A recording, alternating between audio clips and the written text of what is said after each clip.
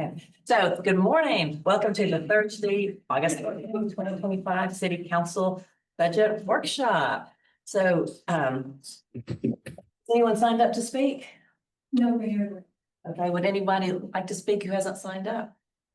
Okay, so item number 3A, review of and discussion on the proposed fiscal year 2026 budget, 2025 property tax rate, and 5-year capital improvement program 2026 to 2030, inclusive of all funds and forecast. We have Shalay Stedman, Director of Budget, and then we'll have Jesse Lee, Executive Director, and Mitchell Davies, Director of Aviation.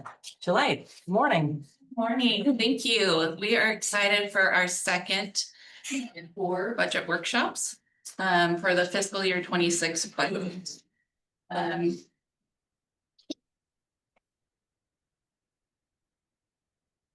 I lose.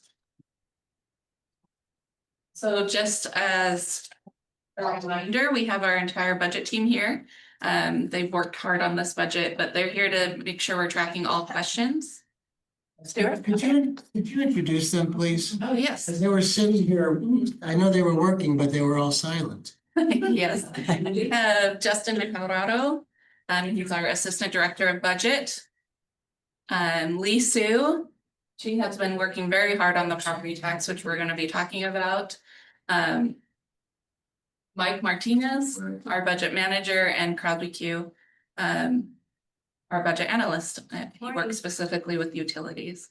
And then we also have Sharon, who's part of our budget team that does our grants. Thank you. Thank you. I apologize, I didn't do that last week. We are keeping track of all questions. If we can, we will answer them today. If it requires a little bit more research or it's a little more complex, we will follow up either in a following session or through email, and we'll make sure all of you get those in. Today, we have a very full agenda.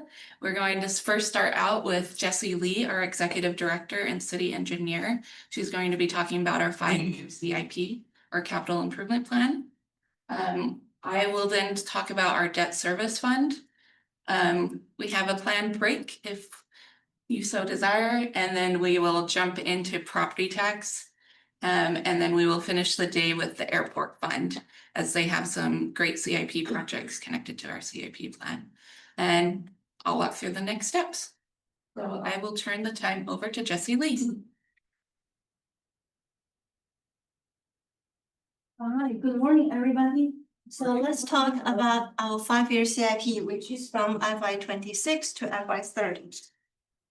So for the CIP workshop portion, here's the outline. I'm going to briefly discuss about our public infrastructure investment overview, and then introduce you to what identify why we need to invest, what's our investment strategy. After that, I'm going to move to the review and discuss the proposed projects in the 5 years. I'm going to start with FY 26 general fund CIP project list, including other funds like cooperation funds, and then go back, talk to the out years. We call out years, which is from FY 27 to FY 30 for all the general fund and other fund CIP. After that, and talk about FY 26 enterprise fund CIP that include airport and utilities, and then the out year enterprise fund CIP. So this is the order, but I'm not going to cover in very detail about enterprise fund CIP. Mitch is going to talk airport CIP projects today, and our utility director, Katie, she's going to talk about utility CIP projects in her presentation next Thursday morning. But I'm going to show you the entire list so you see the entirety of our proposed 5-year capital program. And when we deliver project, we have different phases. So once you see a symbol after a project, with the S, that means the proposed project is in study or preliminary assessment stage. D stands for design. If you see C, means the proposed project is in construction stage. Okay, here's a quick overview of what city's public infrastructure, what we have.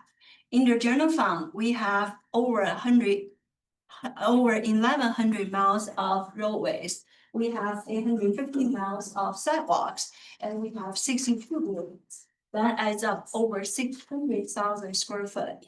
And we have 92 traffic signals. And we have 27 parks. We have over 35 miles of trails. And we have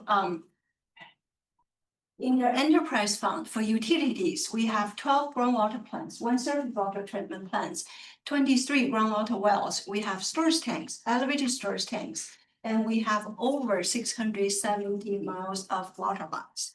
For wastewater, we have 4 wastewater treatment plants and 1 reclaimed water facility, 134 lift stations, which is a lot for our size of city. And we have over 560 miles of sewer lines. And we also have a regional airport, Mitch is going to talk about today. So with this many assets, we need to keep investing, right? So here's the reason why. We need to be proactive for sustainability, and we need to be responsive. We need to be a responsive government. And we want to inspire reinvestment and the profit. We want to attract and retain tax base. And some of our assets are actually falling today, actively falling today. And we need to do corrective maintenance. And we want to be a place where people want to gather and want to stay. And this is about community image, reputation, and the pride. So what's our investment strategy? Because we don't have all the money in the world, we have to prioritize our investment. So we do have a process to identify top priorities. One is the asset management program for risk-based investment. I covered the asset management with you at the city council orientation, so I'm not going to talk about today again. So we focused on community impact. So what investment will bring what impact to our communities? And we seek public inputs through satisfaction surveys and sentiment survey. And also their, feedback and sometimes even complaints. We consider those. So let's see what our residents are saying. So in 2023, city conducted we call citizen satisfaction survey every 2 years. The latest one is from 2023, but it even is almost 2 years ago, but we still have same residents, right? At least majority of them, vast majority of them are same ones. So what they were saying? When we asked the reasons to live in Sugar Land, it's very important or somewhat important. Number 1 is public safety. And when in the open-ended question on most significant issues, next 5 years, crime prevention and safety, number 3. So obviously, public safety is very important to all this. So in the category of services that should receive most emphasis in the next 2 years, quality of police service, number 3, quality of fire service, number 7. Again, public safety is very important. To prepare for the 2024 Jill bond election, we also conducted called sentiment survey through Think City. And we ask our residents for our city council to prioritize in next 5 years. What would like to be asked to invest? Where you want us to spend money in next 5 years? Police ranked top 5, fire EMS top 10.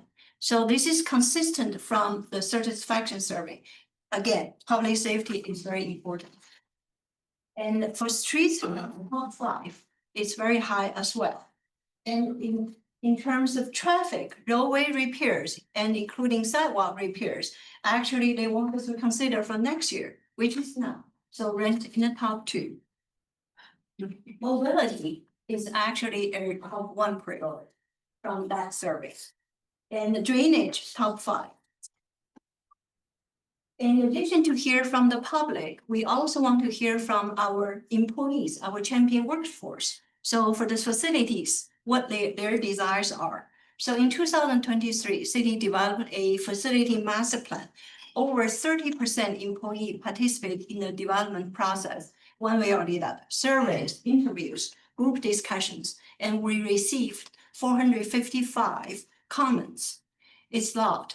So there's a common theme from all those feedbacks from our employees. Is flexibility is highly desired.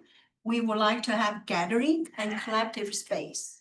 And well-being is definitely a priority for our employees. And current space like equity, we don't have modernized space. There's lack of meeting places, collaboration places. It's pretty much, siloed for each employee. So after hearing what the public input, employee feedback, also, I'm sorry, I forgot to mention this slide. It's very important. In addition to modernize the working space, we also conduct condition assessments for our building. We assessed 42 buildings and identified $32 million corrective maintenance. If you probably remember, not long ago, the mayor's office had a bucket on the floor and the tube from the ceiling catch the drainage. There are several places on Florida like this.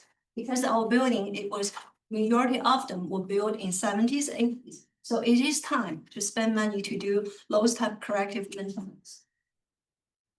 So from all those input, help us shape in 2024, $300 million GO bond. And we have 5 propositions. Public safety, we have $144.5 million. Require the top priorities, and for streets mobility is $118 million, and for drainage $35 million, and for facilities 40.5, and $12 million for additional funding for animal shelter. And the right, I'm sorry, the numbers on the right facing you is passing rate of each proposition. For public safety, 64%. And mobility, 74%, definitely the top priority, right?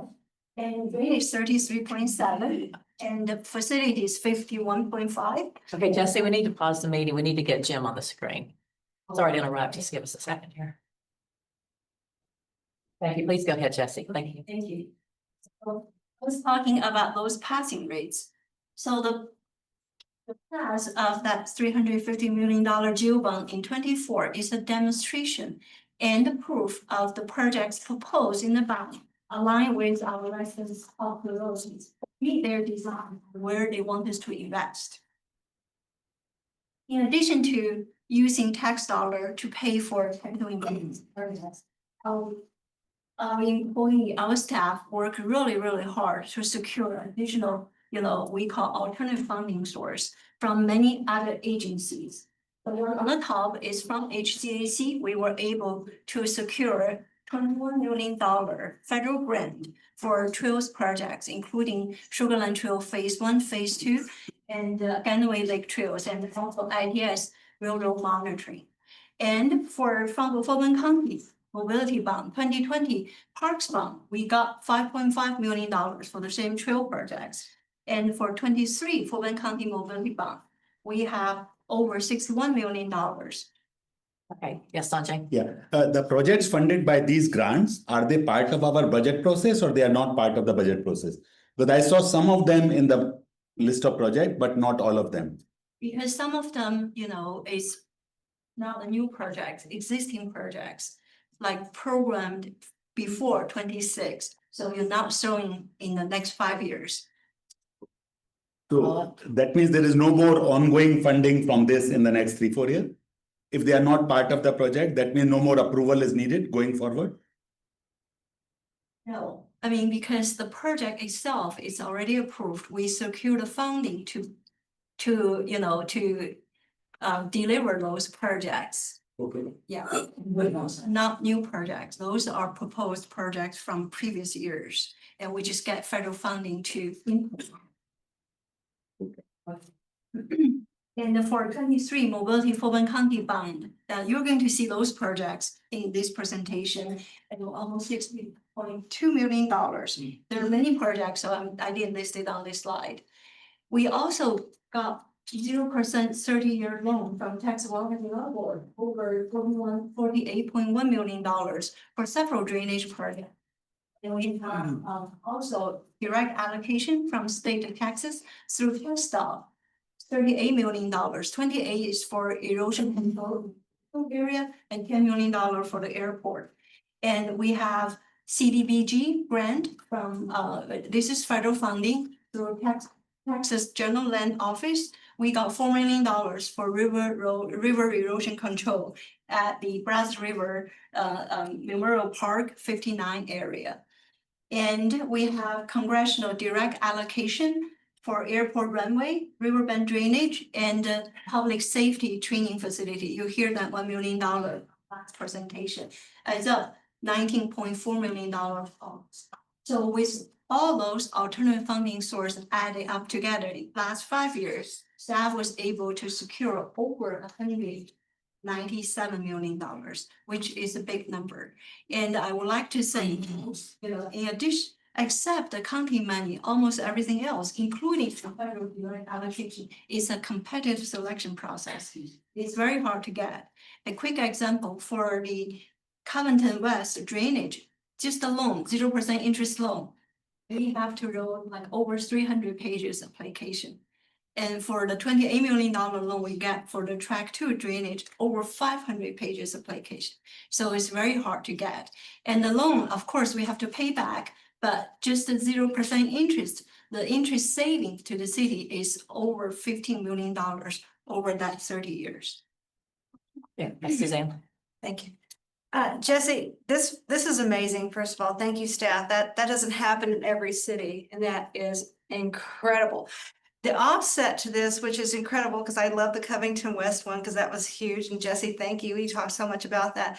But the offset to that savings was the increase that voters voted for that we didn't have to use from 2019 GO. Can you talk about that? Okay, I could. So for 19 GO bond, we have almost $97 million, right? Majority are drainage. And the status of those, we pretty much finished everything. The commitment we made to the voter at the time, we deliver everything within 5 years. Every project under construction or completed within 5 years.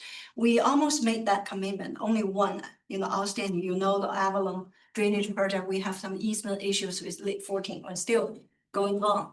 And for the projects we delivered in the early years, because even it's 19 bond, right? The money didn't become available until FY21.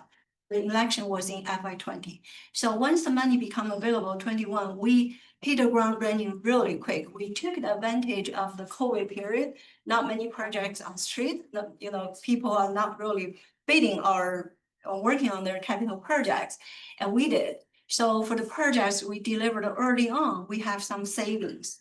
But for the projects we deliver later, so we have budget overruns. The Avalon one, we haven't bid yet. The cost estimate is already $2 million more than the budget. So the later you deliver, the more it costs, for sure. So for the money we saved through this loan can be used to supplement for the shortage, because the 5 year, the construction market definitely increased a lot. Thank you. It's so important. Yes, now done an exceptional job pursuing alternative funding. So thank you all very much for that. All right. So let's talk about capital improvement program. So our capital program is a program identify those capital needs and funding sources. And we took 10-year outlook, although you only adopt 5-year CIP, but we plan for 10 years. And in the program, we have many components, including airport, facilities, parks, mobility, water, wastewater, and the surface water. And it's, like I mentioned, developed from many inputs. Public input is very big, from master plans, from asset management program, and from development agreement, interlocal agreement, like this program, because they contribute money. And funded from multiple sources. I talk about from fund, general fund, loans, and agreements. And the 5-year CIP, you adopt 5-year CIP, but you only approve year 1 budget, which is FY26 in this case. All of this is for financial planning. All right, if you don't have any questions, let's move to the projects. So start with proposed FY26, So like I mentioned, we have many categories. I'll start with drainage. On this slide, we have 4 drainage projects. They are all funded by 2024 GO bond. The first 2 is in Kimmystone Austin Parkway area, the area had structural flooding during Harvey. So this is phase 2. We just finished phase 1 from 19 bond. This is continuation of drainage improvement in that neighborhood. So proposed construction, because design is in 25. So this is proposed construction dollar for those 2 drainage projects. One is $5.35 million, the other one is $7.1 million. And State Highway 6 Brook Street drainage, because we have severe pounding during heavy storm at that location. So proposed design in FY 26, $625,000. And the Chatham, this is in Towson. We hear a lot of complaints from local residents about street flooding during heavy rainstorms. So they proposed a design in 26, $500,000. The total drainage project proposed in FY 26 is about $7.57 million. Sure. You see the 625 and the 500, those are just the design. Okay. Correct. But we have, in the 24 GO bond, we have enough approved dollars for the whole construction as well. Yes, you will see in all years, the construction is proposed, if I remember correctly, you will see it in the next few slides for the construction dollar. All right, moving to mobility, we have a long list, so. And all the mobility I'm sure you say all, majority of the mobility project listed here today is co-funded by 2024 GO bond and the Foreign County Mobility Bond.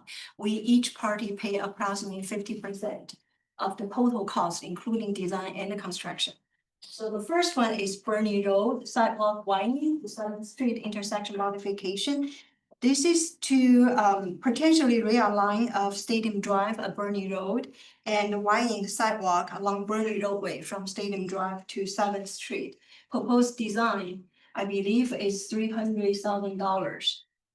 And Austin Parkway reconstruction phase 1 and phase 2. This is from combined together 2 phases is from Lexington to Commonwealth. Design is proposed in FY 26. One is $525,000. The other one is $925,000. And we also have major street rehab.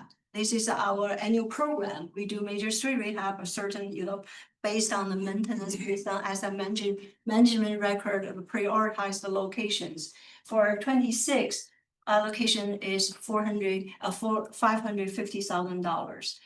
And we also have landscape replacement for major roadways. This is funded by FLDC. Other locations mainly along 59, Highway 6, and 98. More mobility projects. Sidewalk rehab, we need a lot of money for sidewalk rehab. In 26, proposed is $2.7 million, I believe. And another category, major street rehab, this is funded by SLDC for the streets where qualify for SLDC money. It's $2 million proposed in FY 26. Yeah, for sidewalk, as I understand, currently there's a long waiting list of 18 months or so. Once we allocate this budget, would that waiting period come down to like few months? Yes, we hope so. Yeah. And is there enough funding for taking care of what is pending? We have $10 million in the GO bond for all the sidewalks. This is only for 26. It will come in stages. Thank you. All right, okay, we have residential street and panel replacement, $550,000 in 26. And traffic signal rehab, which we have 92 of them. We need to spend money on a yearly basis to keep them functional. So 26 is $775,000. We have strategic traffic flow projects, $450,000. This is to address residents' complaints, safety concerns. So we have on an annual basis. And for proposed FY 26 is in Judy River and Darren Ashford area. So total mobility projects proposed for FY 26 is $8,055,000. All right, moving to facility projects. All the facility projects is funded by GO bond. So the first one is animal shelter, additional funding, 16.55. Design is underway, and also 2.4 from donation. And public safety, facility rehab, this is rehab of public safety facilities, including all the fire stations, $26.5 million. And public training facility phase 3. This is construction dollar proposed in FY 26, $29.2 million. Design is underway in this year, FY 25. And fire apparatus replacement and rebuild, this is provide equipment replacement, fire trucks, all the, fire apparatuses for our fire and EMS department. 26 is proposed $2.175 million. In public service building rehab and modernization, like the facility corrective maintenance, we propose to do first before we do the, working space modernization. So this is proposed $4 million for corrective. Suzanne? Thank you. Animal shelter, are we gonna go into that later? Or is that now? We can talk now. Thank you. Okay, I have a question. So we're in construction phase? Yes. We can design this. It says C. This is proposing FY 26 for construction. Okay, I'm sorry. Okay. So I'm looking at donations. Have we realized the donations yet? Do we have the 2.4 million? We don't have currently, I think we have a plan for the donation. I'll ask Kimberly leading that effort, ask her to give you an update. So we're working together with the Legacy Foundation and with the Annual Advisory Board to develop a plan for the donations. I think we've received a couple of $1,000 donations so far, so we've got a lot. So follow up, please. So my question is, are we going to fund that through tax or through the GEO bond or some other way as a loan? How are we handling the donation process? Yeah, we propose to handle as a loan to borrow money from, fund balance, other places to still, keep the project moving because we don't want to delay. Otherwise, we end up paying even more and more down the road, right? And it is definitely identified a priority from our residents. It's definitely a need.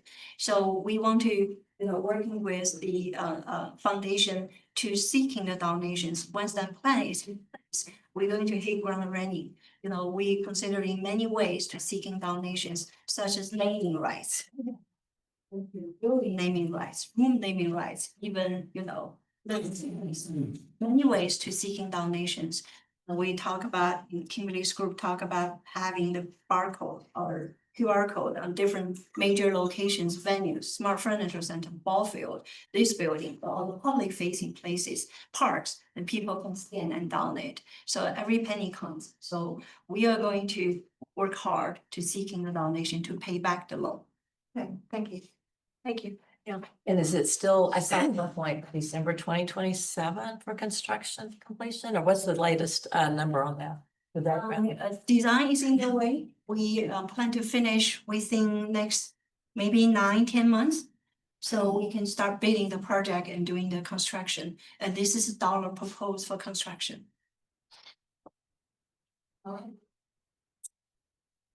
Parks project.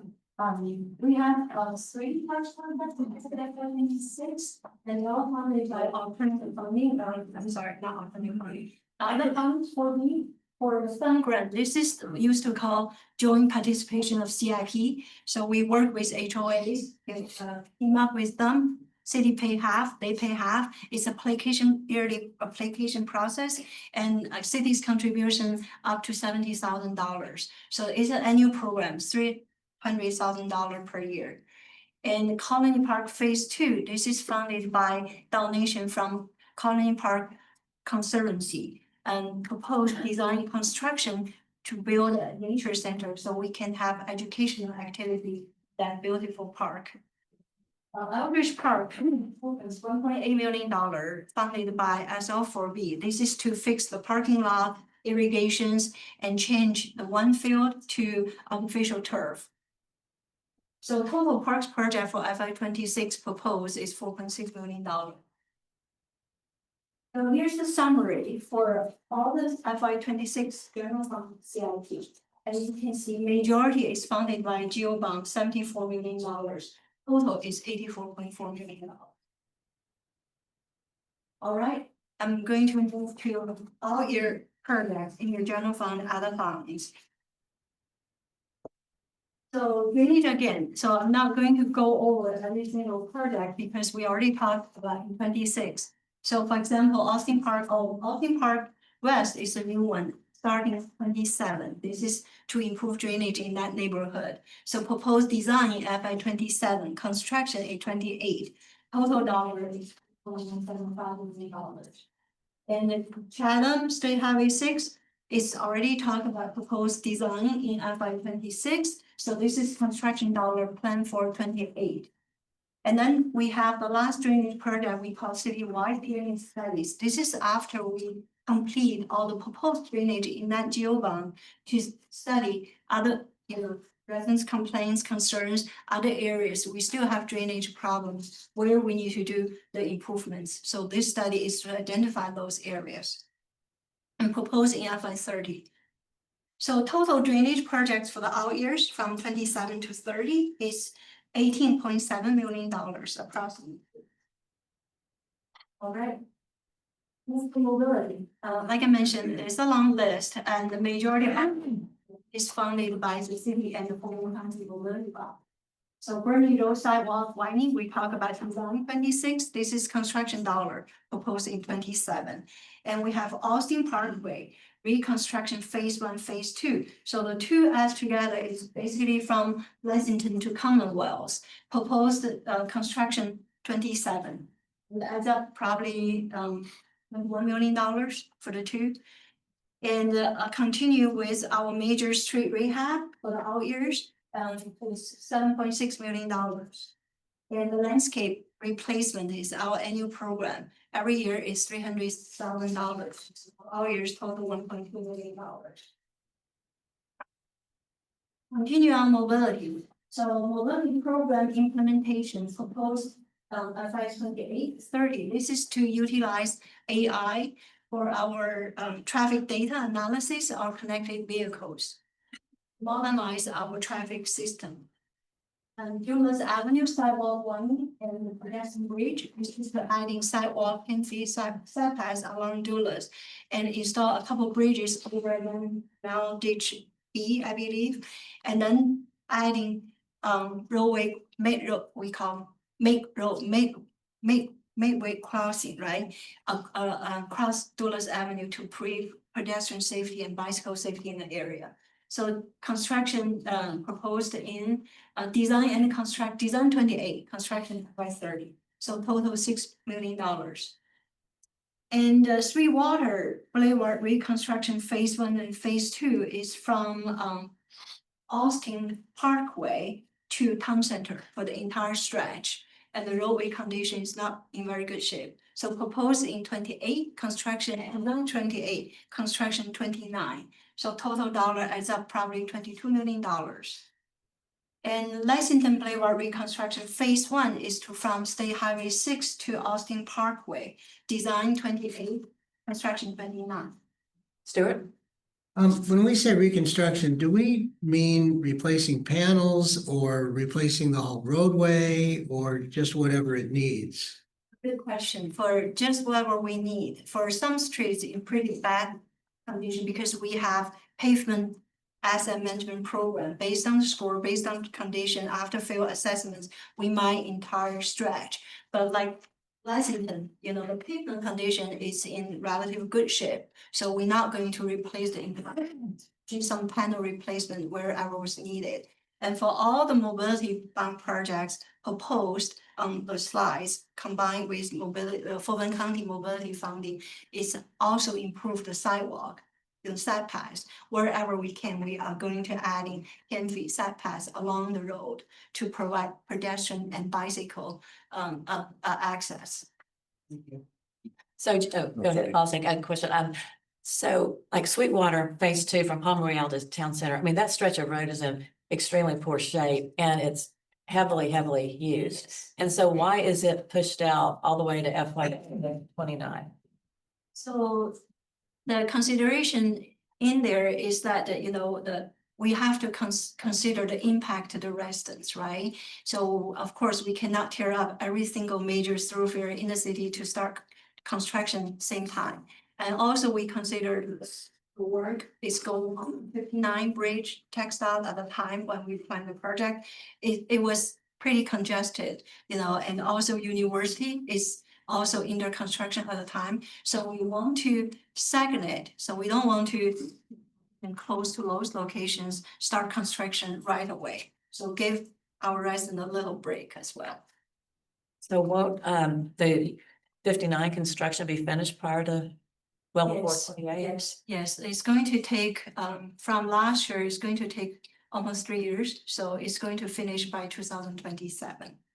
And is this a, You know, we're also having to slide these projects into the funding, and so if the council wanted to accelerate the, you know, do 2 cents next year, then we can accelerate projects, but that's just the other I was reality. just wondering if they could switch it if this is worse. I was just wondering, you know, how if you also consider, you know, yeah, the severity of the road and also the usage of the road. And if that was if it would make sense to yeah, move it up and move something else, you know, swap the fiscal years with that. Yeah, we definitely can take a look. But when you see the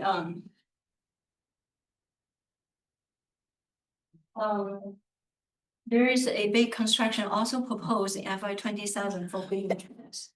Yeah, it's $22 million, but that is have a quite big capacity for that year. And we have construction for public safety training facility in FY 27. So there's also the capacity issue. That's very good. Got mentioned. Yes. So we definitely take a look.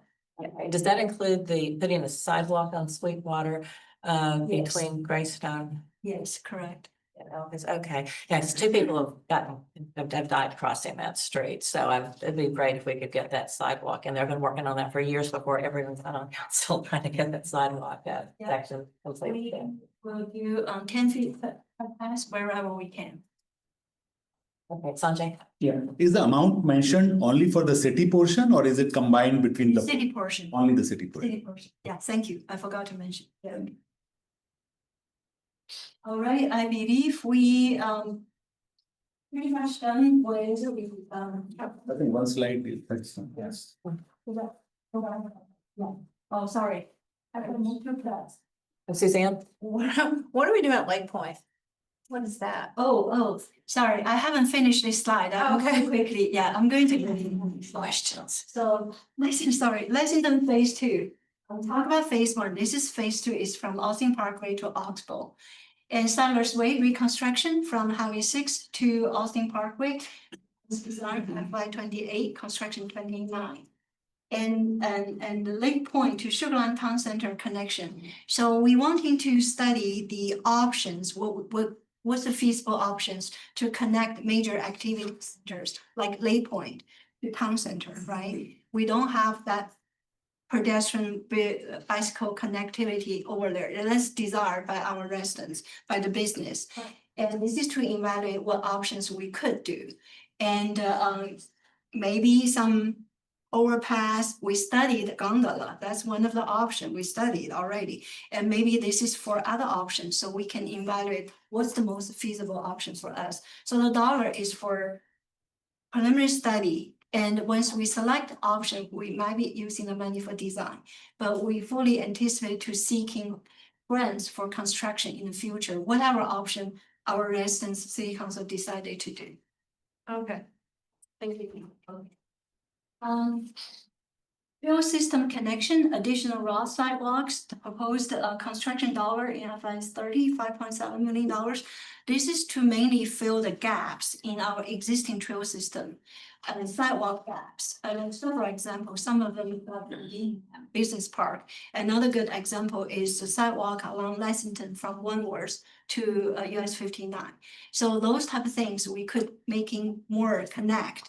You know, connectivity is on top of the list from our mobility master plan survey results.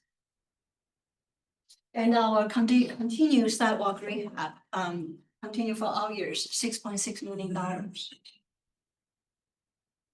And major street rehab and SLDC also will fund about $1.5 million FY 27 for qualified locations. And like I mentioned, William Tree's construction, the design is currently going in FY 25. So construction dollar is proposed at FY 27. That's a major street and it's pretty bad condition. There are a lot of concerns. We still receiving residents' emails, now, why we haven't started the project yet. It's 22.3 million, it's big chunk. And resident street reconstruction continue on for all years, $7.2 million. Traffic signal rehab continuation, and the strategic traffic flow is like I mentioned, annual program, so it's continue for next 4 years. So total mobility bond from majority from geo bond is $158 million approximately. All right, moving to municipal, those are facility projects. They all funded by the geo bond. And facility, public safety facility rehab, like I mentioned, is a yearly annual program. So for the all years, it's $7.3 million. And the fire apparatus continuation, the replacement, the reinvestment to those apparatuses is $12 million for the all 4 years. And fire station expansion rebuild, this is talking about fire station number 2. We need to rebuild. Proposed construction in FY 28. Currently, we are doing a study where the location, the size, and fire department is doing that right. $15.8 million. And we also have a continue, renovation of the existing PD course. This is the construction dollar for the new PD headquarters currently in the design. So the dollar proposed construction is also in FY 27. That's a big chunk, $57 million. Not total often we'll spend on the new headquarters because we need some money after the new headquarters is constructed, after majority PD group move to that new building. We need to reprogram existing building. We need to give courts more space. They are so crowded. So we need to reprogram, repurpose that existing building after new headquarters is built. So adds up together is 15. All right, public service building right now, our traffic maintenance and some space modernization at the end after we finish all the corrective maintenance. And field maintenance facility, this is proposed to build a new building for our field people to do their maintenance. Currently, we don't have a place for people to work. They work off their tailgates. They work in the parking lots to fix things. So they need a building to provide air condition, that they can have storage, they can have all their tools centralized. So proposed design construction 30 is about $12.7 million. So total municipal projects for all years is $121 million. Already parks, all funded by LSL4B, our annual program for all years adds up $99.2 million. So this is the funding summary for the GEO bond 5 years. In the year 26 is $74.4 million. For all 5 years, it's $329.9 million. To keep our commitment to our residents. When we do the GEO bond election, we told our residents we're going to deliver all the GEO bond projects either finish or under construction in 5 to 7 years. So, and the clock started in FY 25. So I'm under huge pressure. Always taking. So, okay, so for the first term that all funded, 5 year as of for refunding is 11.3. And funded by others, the renewable outlook is for the mobility fund. So add up together for the next 5 years is $59 million. It's a big number. All right, that's all for general fund and other fund CIP. I'm going to go through the enterprise fund really quick. Like I mentioned, you will hear the detail from Mitch and the cases. Just have one last question before I move on. Because of the lack of the sidewalk on Sweetwater, because we all are still trying to apply for grants for safe routes to school, because someone going to Clements, they have to do 2 crossings of Sweetwater Yes. We still chasing those grant, we applied, it's called Safe Route to School. Mhm. We applied twice, we got denied twice. So we are going to try again.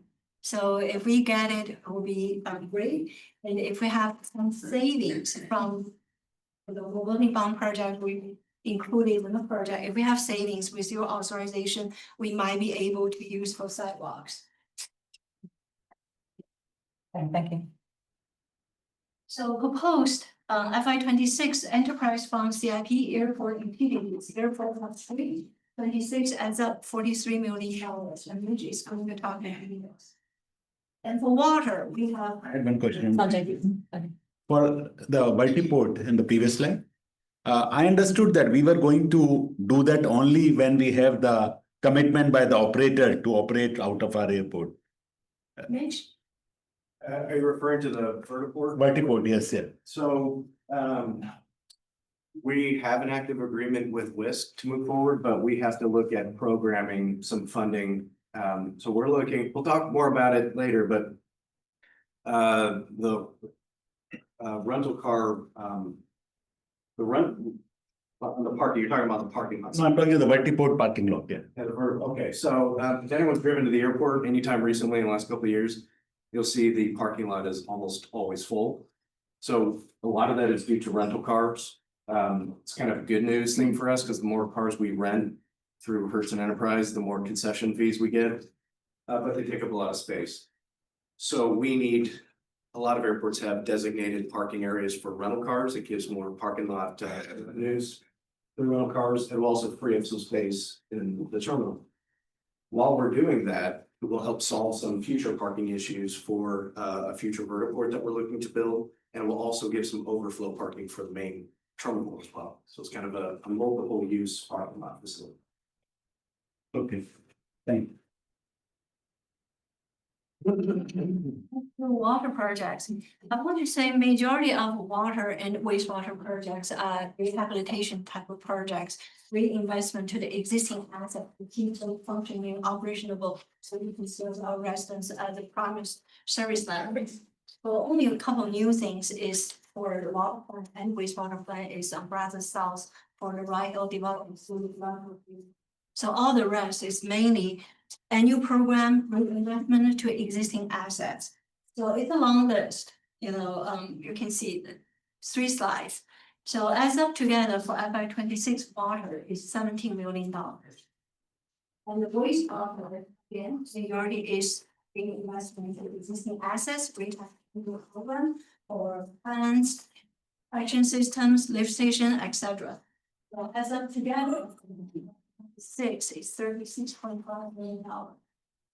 And then for surface water, our surface water plant was still in providing service, so it is time to do some rehab as well. So as of together, it's about $2.6 million in FY 26. And so enterprise fund CIP Palo Airport Plus utility in FY 26 adds up $99.5 million. So this is all your projects for enterprise fund utilities, the same thing. Mitch is going to talk about airport, water, wastewater, they are annual program. So every year is pretty much the same thing. We just need to keep spend money for those assets. Suzanne? Thank you. Just I had a question, this one says FY 26 water projects, water south of Brazos, the water treatment plant phase 1. When we're talking about this is the Rye Hill connection fee, the funding sources. So I know we have 5.1 million and we have 1 million. And that's the construction phase, and this is 26. Can you talk a little bit about the construction fee, the connection fees? The revenue on that is not all city funded or fund balance. That's kind of broken up by the fees from Rye Hill. Is that correct? Correct. So the plant is jointly funded by us and developer, but we have our portion because it's a regional plant, not only serving Rye Hill, but also serving our residents, like water, wastewater. In the future, we have a plan to decommission the Greenwood wastewater treatment plant. So the facility we're building is a regional facility. So Rye Hill pay their portion, we pay our portion. So the dollar listed here is our contribution, our portion of the capacity we have to pay. Okay, that's my question. That is our portion. Yes. Okay. Thank you. So the plant itself costs like, water plant is how much? $20 million? About 20 million. $20 million. Wastewater like 30. It's about 42. $42 million. So developer pays for their connection fees. So developer agreement. What's the deal? Thank you.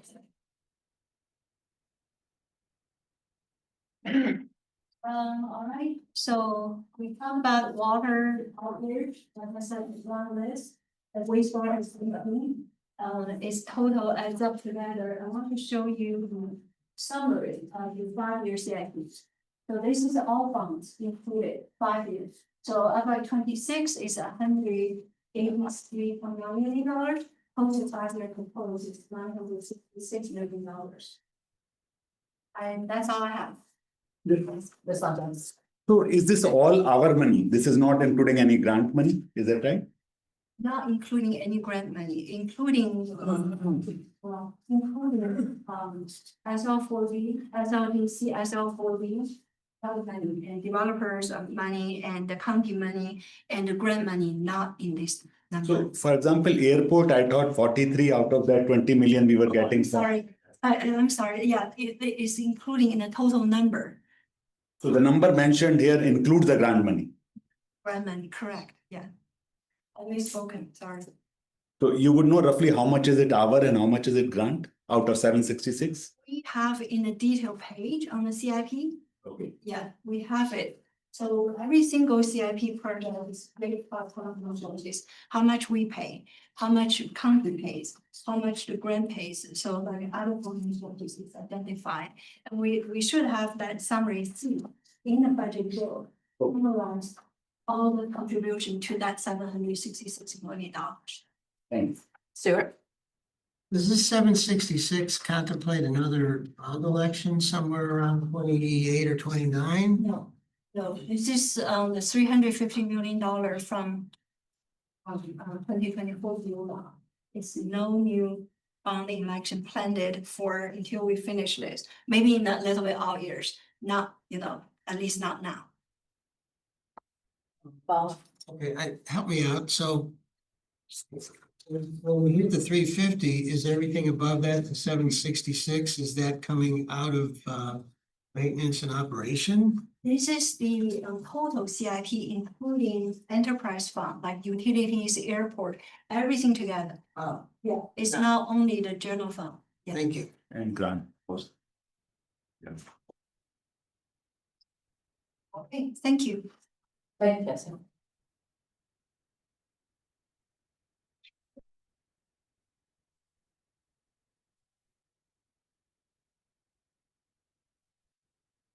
Thank you, Bessie. So Jesse mentioned the general fund several times in the funding sources. I just want to clarify that we're not actually paying it out of the general fund portion. It's just connected to our general fund activities. How we pay for the general fund portion is actually through the debt service fund. So the debt service fund is used exclusively to repay the principal and interest on the city voter approved debt. And we have this funds to ensure compliance with all legal and bond covenant requirements. It's funded through our INS, our interest in seeking portion of the property tax. We're gonna cover legal pay. Stuart? Shirley, first line says city voter approved debt, but also COs, right? That's yes. Thank you for that catch. But yeah, it's used for our bonds, to repayment of our bonds.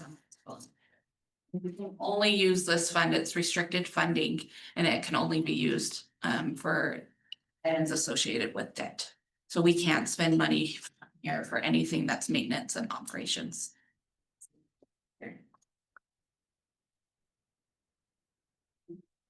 So the question is, we went through all of those projects.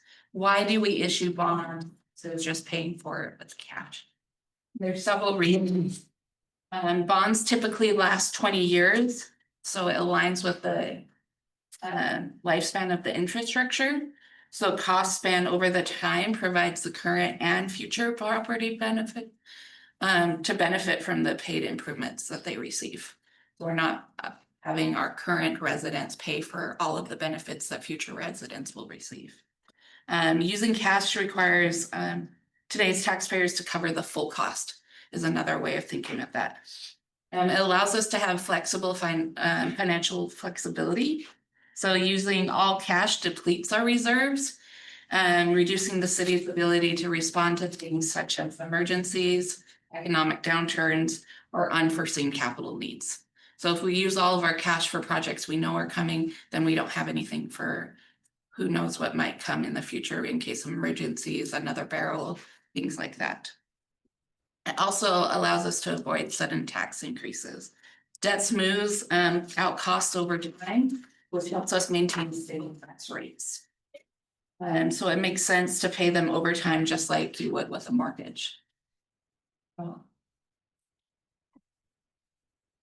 For our debt service revenues, you'll see the majority of it comes from property tax. That's at 78.9%. We also have the transfers in. This includes transfers from utilities to cover MUD debt and a very small portion from a PID to cover their debt related expenses. And then the majority of this transfers in is from our Sugarland 4A and 4B for the cost associated with the Imperial project from this year. So it was backed by property tax, but we agreed to pay it with sales tax, so that's where it comes from. We're not using property tax to pay for it. The next debt service. We got two PIDs. The other one is not included? At this point, we haven't issued debt for the second PID yet, because we haven't reimbursed the developer. What's not PID? Just now for it. Yes. And that you will see coming soon. Yeah. Is there any legislation which will block the COs in future, the certificate of obligation? We have been tracking several bills. As of right now, I do not believe that any bills block the COs.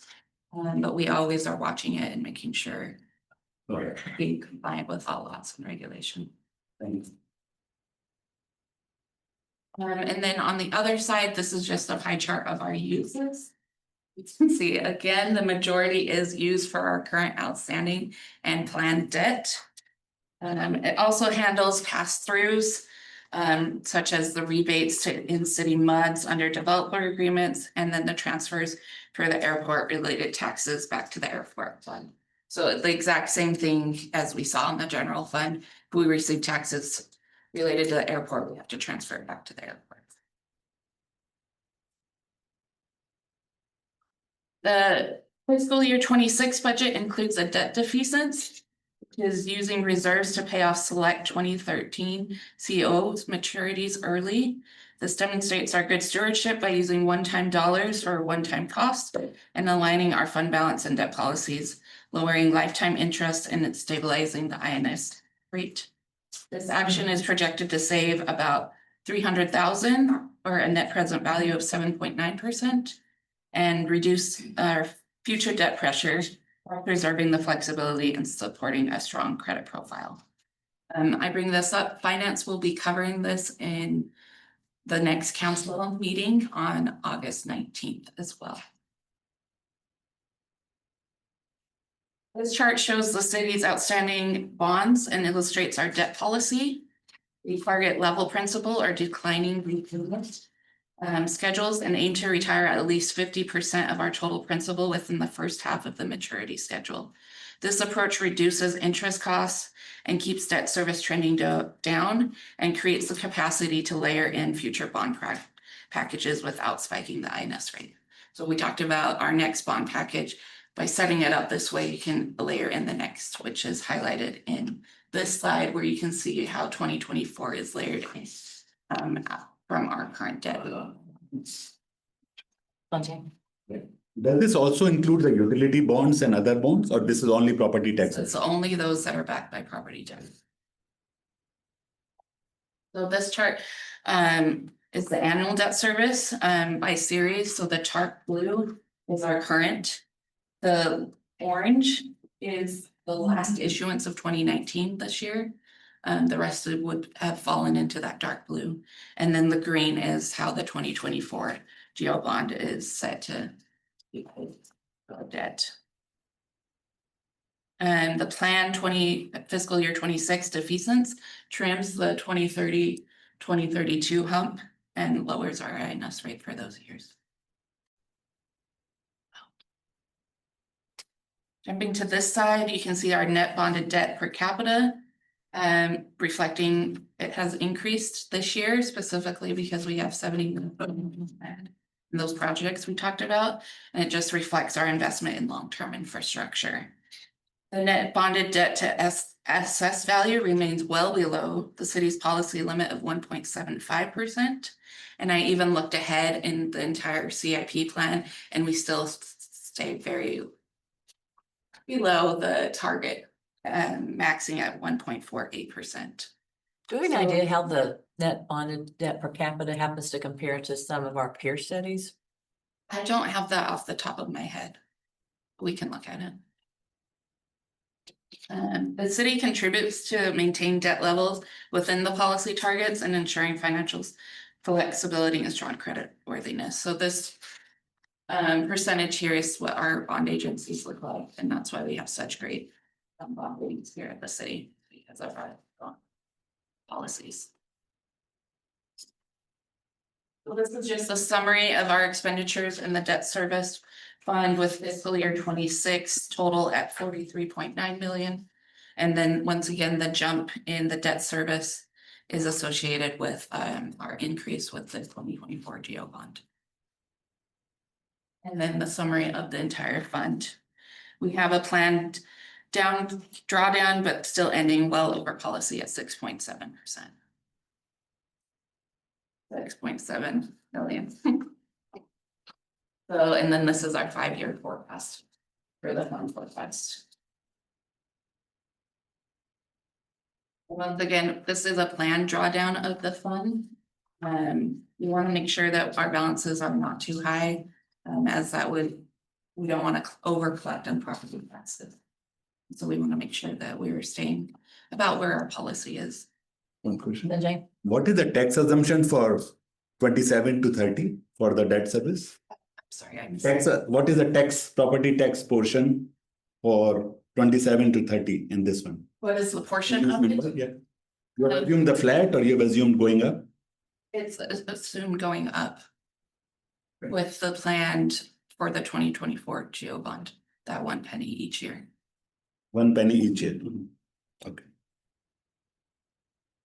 Do you have any questions on the debt service fund? Right, we have one other taxable debt service fund. This is just a small fund. One of the funding sources for Smart Financial is taxable certificates of obligation. So we keep it separate from our non-tax debt service. But it is for $27 million in 2014. This will not be repaid by property taxes. Rather, it's paid through lease payments from the Ambassador Theater Group, and they're structured to support the annual debt service. Payments are made monthly as agreement. This is just fiscal year 26 budget, and then I'm going to jump to the 5-year forecast. The plan is to build debt service reserves equal to the last 4 years of debt. So that's why you're seeing the increase in fund balance.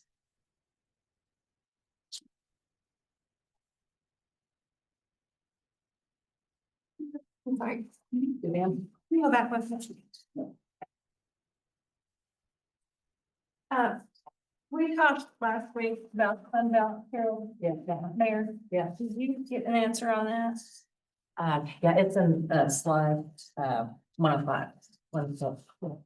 Did we talk about the offset for fund balance and taking it down and the assessments that we expect in the next couple of few years being flat? Are you talking about property tax? Yes. Yes, we're gonna talk About that, okay, Yeah, this is just slide the 105. taxable stuff. okay, save it.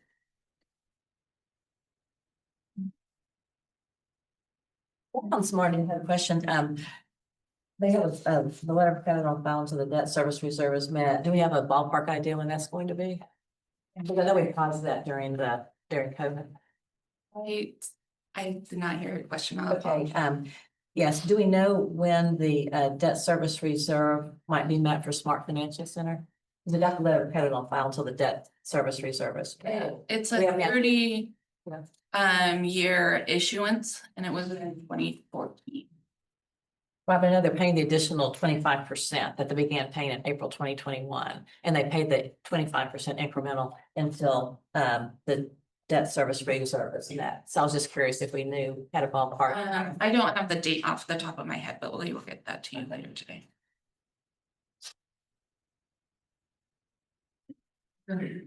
Stuart, yes. Wasn't that was a 45% upcharge because of the forbearance during COVID? They're paying us back.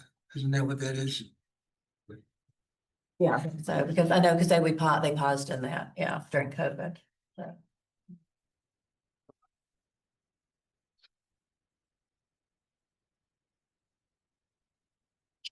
We're gonna jump into property tax. We had planned. Yes.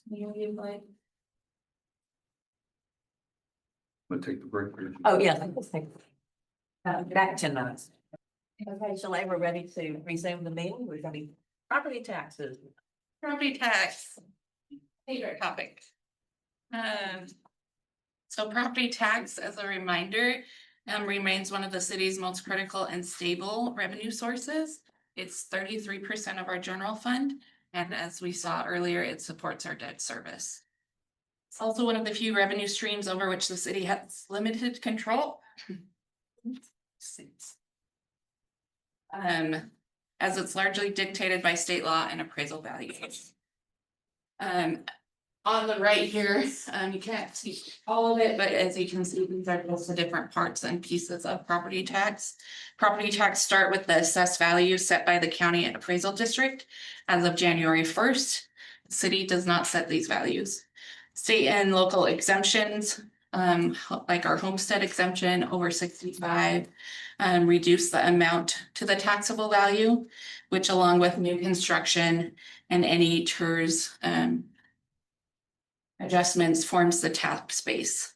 The tax rate through the budget process, which is what we're talking about today, is set, and then after adoption, the county tax assessor bills and collects, and then sends to the city. So the key notes here is local governments can control our local option exemptions, such as homestead exemption, the budget, the final tax rate, and the timing of debt actions affecting INS. But we cannot control appraisal values, protest outcomes, and state set tax rules. There are two parts of the property tax. Property tax is made up of maintenance and operations, which is the portion you'll see in the general fund. This is to pay for our day-to-day operations. And then also the interest and sinking, or the INS rate, or their debt rate. We use all three of those. But that is to pay for our principal and interest and fees on tax supported bonds. It's legally restricted to debt. When you add those two together, you get your total tax rate. So looking at our demonstrated commitment for reasonable tax management, this is our history of our tax rate. Starting in 1993, our total property tax rate was 0.5 per 100 valuation. Over the next 15 years, the city steadily reduced the rate with a historic low of 3 in 2008. And since 2008, the rate has gradually increased to the 0.35321 we have today, with the last year's in the charts growth that contributed to the 2019 bond package. This is how we compare to our regional and peer cities through Texas. These are the only cities with 100,000 plus in Texas. The chart, Sugarland maintains the lowest tax rate in the comparison group, well below the median and significantly lower than most large cities in Texas. Okay. So just I wanted to highlight one point that some of them, if not all, have no mud tax or lit tax separately. In our city, most of the portion also paying mud on top of it and lid on top of it, which is another 0.66. So that adds to the burden onto the resident at least. when you combine the city tax with lead and mud. And another point I would just want to highlight is there are some cities above 100,000 which are lower than 0.35. Such as Tyler is one example, Tyler City, 120,000, their tax rate is 0.24. Woodland, which is not a city but a city area, is 0.17. Sir, Yeah, may I fill in for Shalay since she's new? So remember that when you have an in-city mud, the city rebates half of the mud taxes. So that you're not stacking completely city taxes and mud taxes. And then Tyler doesn't provide any services at all. But that's Tyler, everybody holds up Tyler, but they don't do anything for anything. You know, we're a high amenity, high service city. Tyler is a zero city. So, yeah, so the new people new to this don't know those things. No, I'm just saying for the completeness, because it's up for debate who provides what. But there are cities below our tax rate which are above 100,000. I'm just making that point. And for the mud and lead, as a resident, I do not get that rebate. So I still get charged $0.66 per $100 of assessment. If it is after rebate, then that's even worse. Then I don't know if where the rebate is going. I'm just putting the point of view from the resident who are paying the city tax, lead tax, and mud tax. Your mud tax would be a lot higher, but for the city rebate. That's the thing to keep in mind. Yes, People? thank you. Okay, thank you. This is how we compare this. And we've broken it out by our M&O and INS rate. Sugarland is the lowest up besides two, Rosenberg and Fulshire. And the key thing to talk about is we're not completely looking at apples to apples with Fulshire because they have a 0.1 included for emergency services. And so when you add that back in, their M&O rate would be 0.22, which is higher than Sugarland. Sanjay? And the reason for Woodland not being compared? We were just doing the areas around here. About Woodlands? Woodlands here. I mean, it's not a city. It's a city zone, basically. It's not a city. It's a completely different form of government with multiple layers, not comparable. It's not a city. Okay.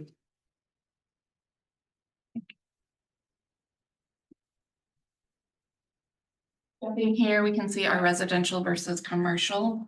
The base for over the past 2 decades, residential properties have made up 60 to 70% of the tax base and commercial properties have accounted. A balanced mix is important as commercial properties contribute significantly without the same demand for residential services. So one way we can impact this percentage is through the assessed homestead exemption, which shifts a greater portion of the tax burden to commercial and non-homestead properties. In 2017, we annexed Great Wood into territory, which increased population 34% overnight. And that was very, very extensively residential, very little commercial. So I'm surprised it didn't shift 35% in 2017. It's the same as it was in the 2016 and 2018. That was a good point. It was before I was here, so I haven't Yeah, I specifically. would have expected that split would have changed in 2017 when we annexed so much residential compared to commercial values. But anyway, that's a thing.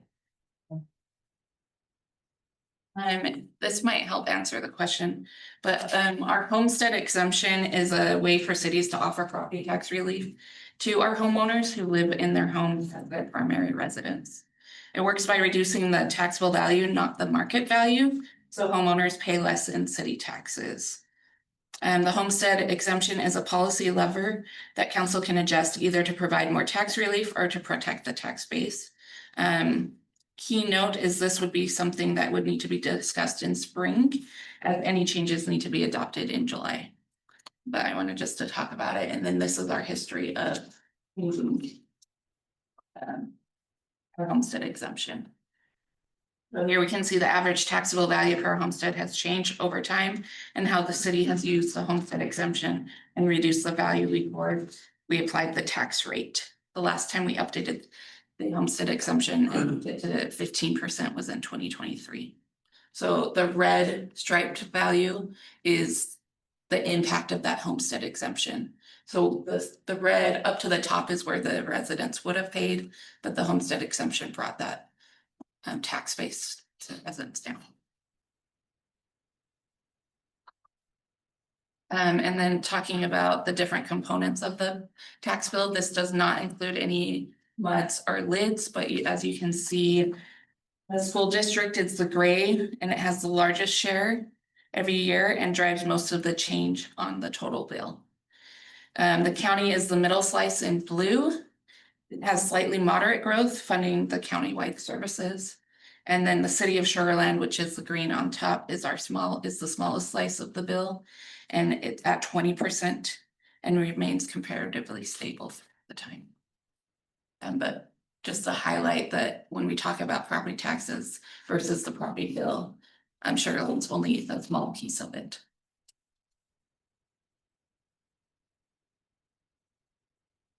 So now that we've covered the history of the property tax and our commitment to keep property tax burden low while funding city services, I'm going to jump into what the certified values are for this year.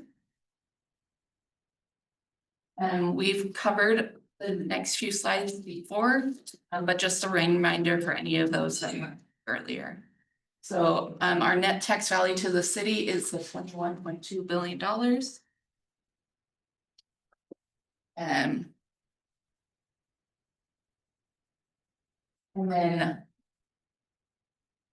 then how it compares to previous years. So we have 3 slides, and it's just a highlight of how when people talk about their comparison, they could be talking about comparing it to several different points in time. So I just want to highlight the differences we have.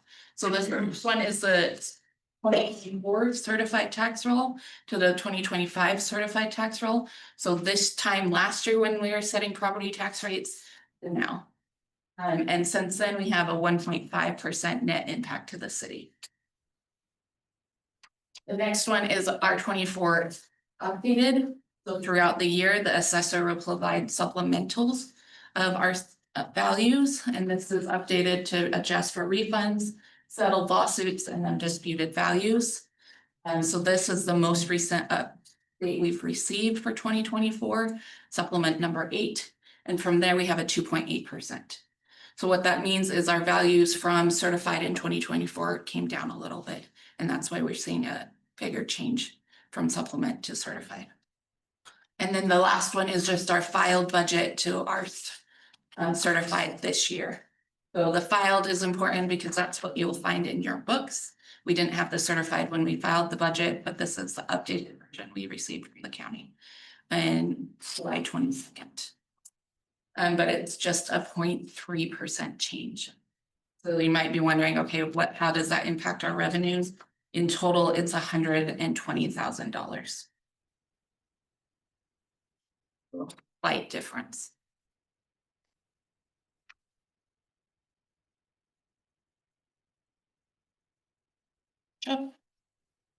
And this is our changes from prior years. You can see the new value tax roll added to the city, the new exemptions, and then the reevaluations. And this is compared to our supplement number 8, as that's the most recent data we have.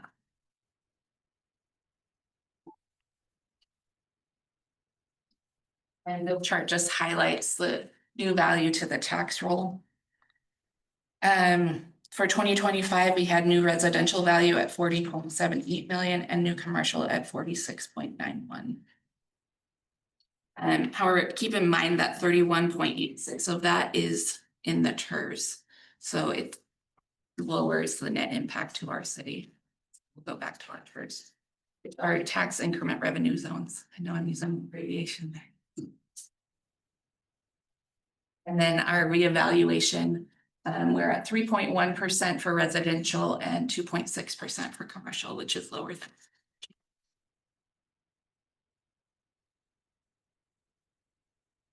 That's our certified values. I want to talk a little bit about our truth in taxation. This is the calculation set forth by state.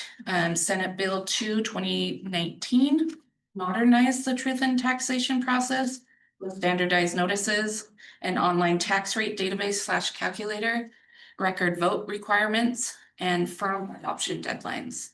It establishes 2 key benchmarks that the no new revenue rate, which keeps our M&O revenue from existing property flat, excluding new construction and adjustments for refunds and corrections. And the voter approval rate, which allows up to 3.5% M&O revenue growth. Anything higher than that 3.5 requires an election. And the INS debt rate, which we just talked about, is calculated separately and isn't subject to that 3.5%. As stated, the truth in taxation sets our timeline. Today's we'll be discussing the rate. And then on Tuesday, we're going to take the rate to record the vote. So we had some questions on that last week. So just to cover what that means.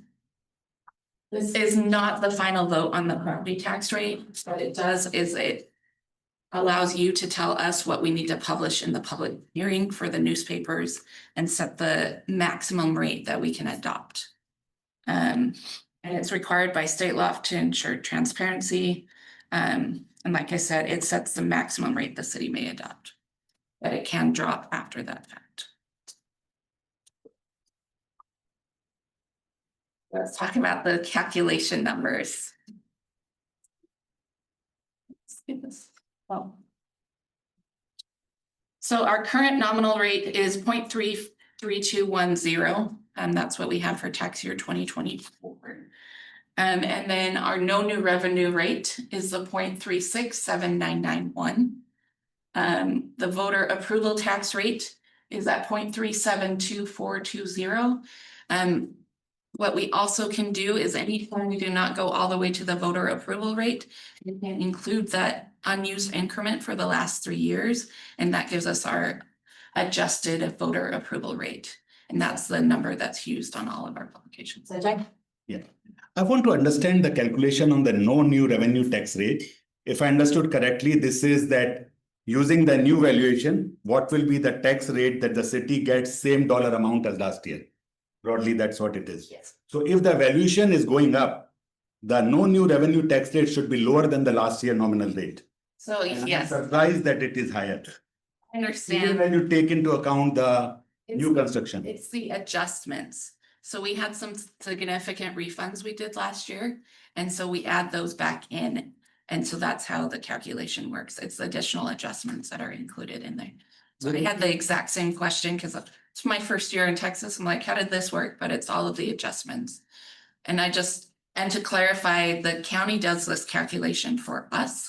And we review it and make sure all the numbers are right, but that's where the calculation. So just for my education, would it be possible to get it separately, the calculation for this? Yes. I want to understand for future. Yeah, thank you. And it is published on our website already, the full calculation.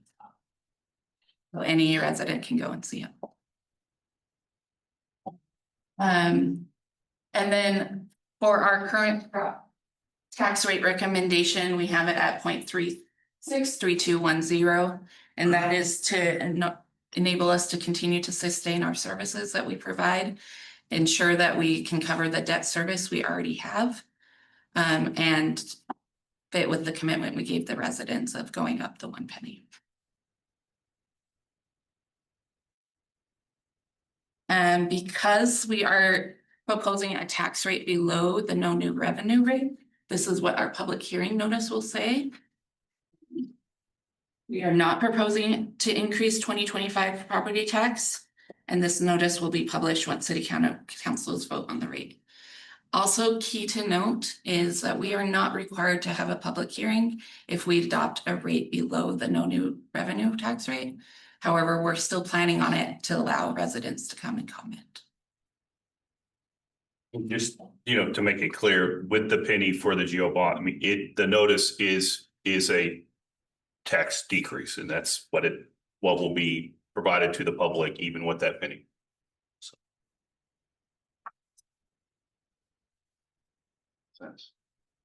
So this is the impact of the 1 penny to the bill, and we're holding the assessed value equal. So this is our average assessed value for 2025. 1 penny is $45 a year or 3.75 cents a month.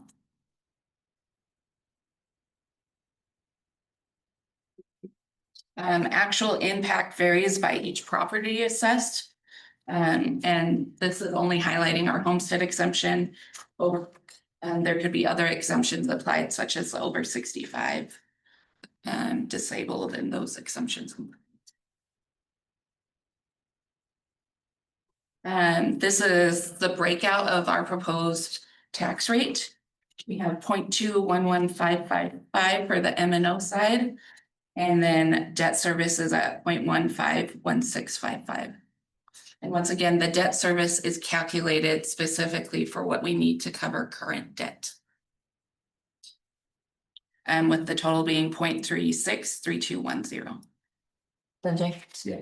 No, I would just want to give my feedback. I know we are not deciding on it now, but from maintenance and operation, I think to increase the tax rate would also pass a message that our cost of operation is going up. As in the last meeting, I had requested the council and the city manager to look at the potential decrease in operational cost. And that, I highlighted one of the points that we can look at the total staff count. And if there is a way to decrease over the coming years, because otherwise we will continue to increase the cost of operation. We can explain to people about the increase in the INS because there's the bonds which we are doing. But to continue to increase the percentage rate into the maintenance and operation is something I at least request the council that we should avoid, because that will increase the burden on the citizen, which is coming in addition to all the improvement project which we are doing. There is, in my view, a scope for reduction in the total headcount and come back to what we used to be 5-6 years ago. This will not be possibly achieved in 1 year, but if we go in that direction for the next 5 years, by reduction of 10 to 12 people every year going forward, with the efficiency gain and everything, I believe we can keep our M&O expense in check and not, increase year on year so much. I had said this in the last time when we were going through general fund. I just want to put this on the table again.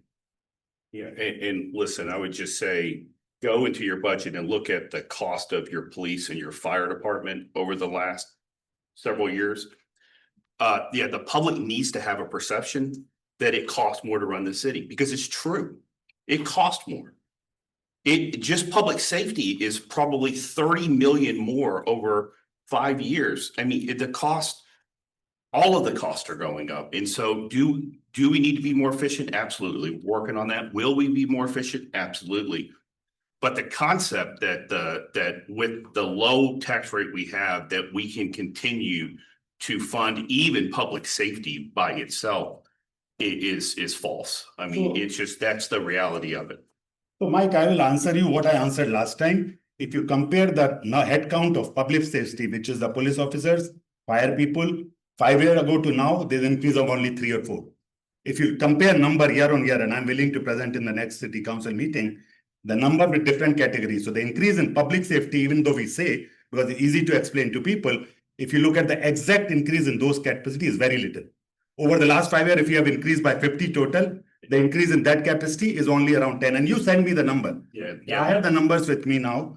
But if you look at the other category, which is non-public safety, which is where I am talking, and if we can assure that in non-public safety, we don't increase the number of people year on year, that will be a big help to the overall budget. Otherwise, we will keep going this route. Every year we say, yes, we are more efficient, but every year our number of non-public safety is increasing. And that's something I'm questioning. Yeah, well, going into this budget year, the number of non-public safety is not increasing, it's decreasing.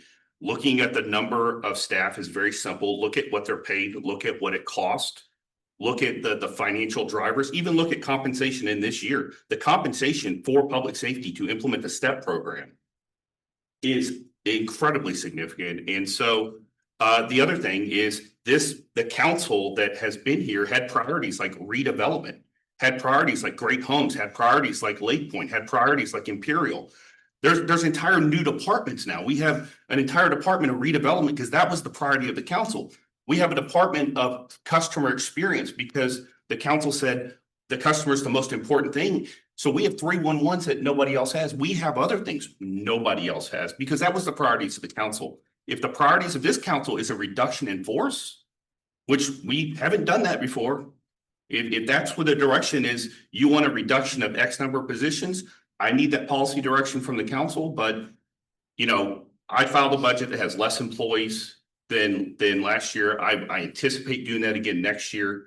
That is something that we're reviewing every single employee. It's something that's very, very important to us. But the cost of operating the city will go up, will continue to go up. And that's just a fact. So I will just. Yeah, follow up. So I'll just say one thing. So just to be clear, I'm not suggesting any reduction in public safety. One last time, I'm saying no reduction in public safety. In fact, if we had 10 more people, I am all supportive of it. In terms of the salary increase to the staff, I am all for it. I think our staff is very good. They have been very motivated, highly engaged. We need to pay them well. So I'm all supportive of the merit increase, whatever you have asked. I think that's well deserved by everybody. All I'm saying is for non-public safety people, since our staff count has gone up by 50 or so over the last 5 years, I'm not saying last year, we should look at a way that we can be more efficient. And I had said in the last meeting, instead of more vertical organization, possibly we can look at more at a management level. I'm not saying at a working level. Working level, we need the people, they are loaded and we should keep it. But a management level in terms of number of reporting, and I have done this as corporate all my life. So I can sit with you one-on-one and explain to you which position, and if you are open. Sir, with all due Can I finish, sir? Can I finish? Yeah, okay. So all I'm saying that if you are open to that discussion, I'm willing to have the discussion. Again, I'm not saying this is council's view. This is my recommendation based on my experience, and I'm willing to stop now and I'll let others say one. Yeah, with all due respect. Efficiency is important to us, and it is something where we reduce the number of employees. We'll continue to reduce management by over $1 million. We'll continue to do that. In no way do I need you to sit down with me and help me understand how to run a local government. Do not need that. Thank you very much, but I do not need it. Well, that's fine. And I think I just wanted to offer it. But also one thing I would say that also I'm not saying that you get rid of employee. I am only saying that people who leave by natural attrition, which is retirement, and by resignation, if we just fill those positions internally and not fill from outside, that will achieve the purpose. What you are saying is what we're doing. What you're saying is what we have been doing. What you're saying is no different than what our philosophy is and no different than what we're doing. We're on the same page. All right, good. Thank you.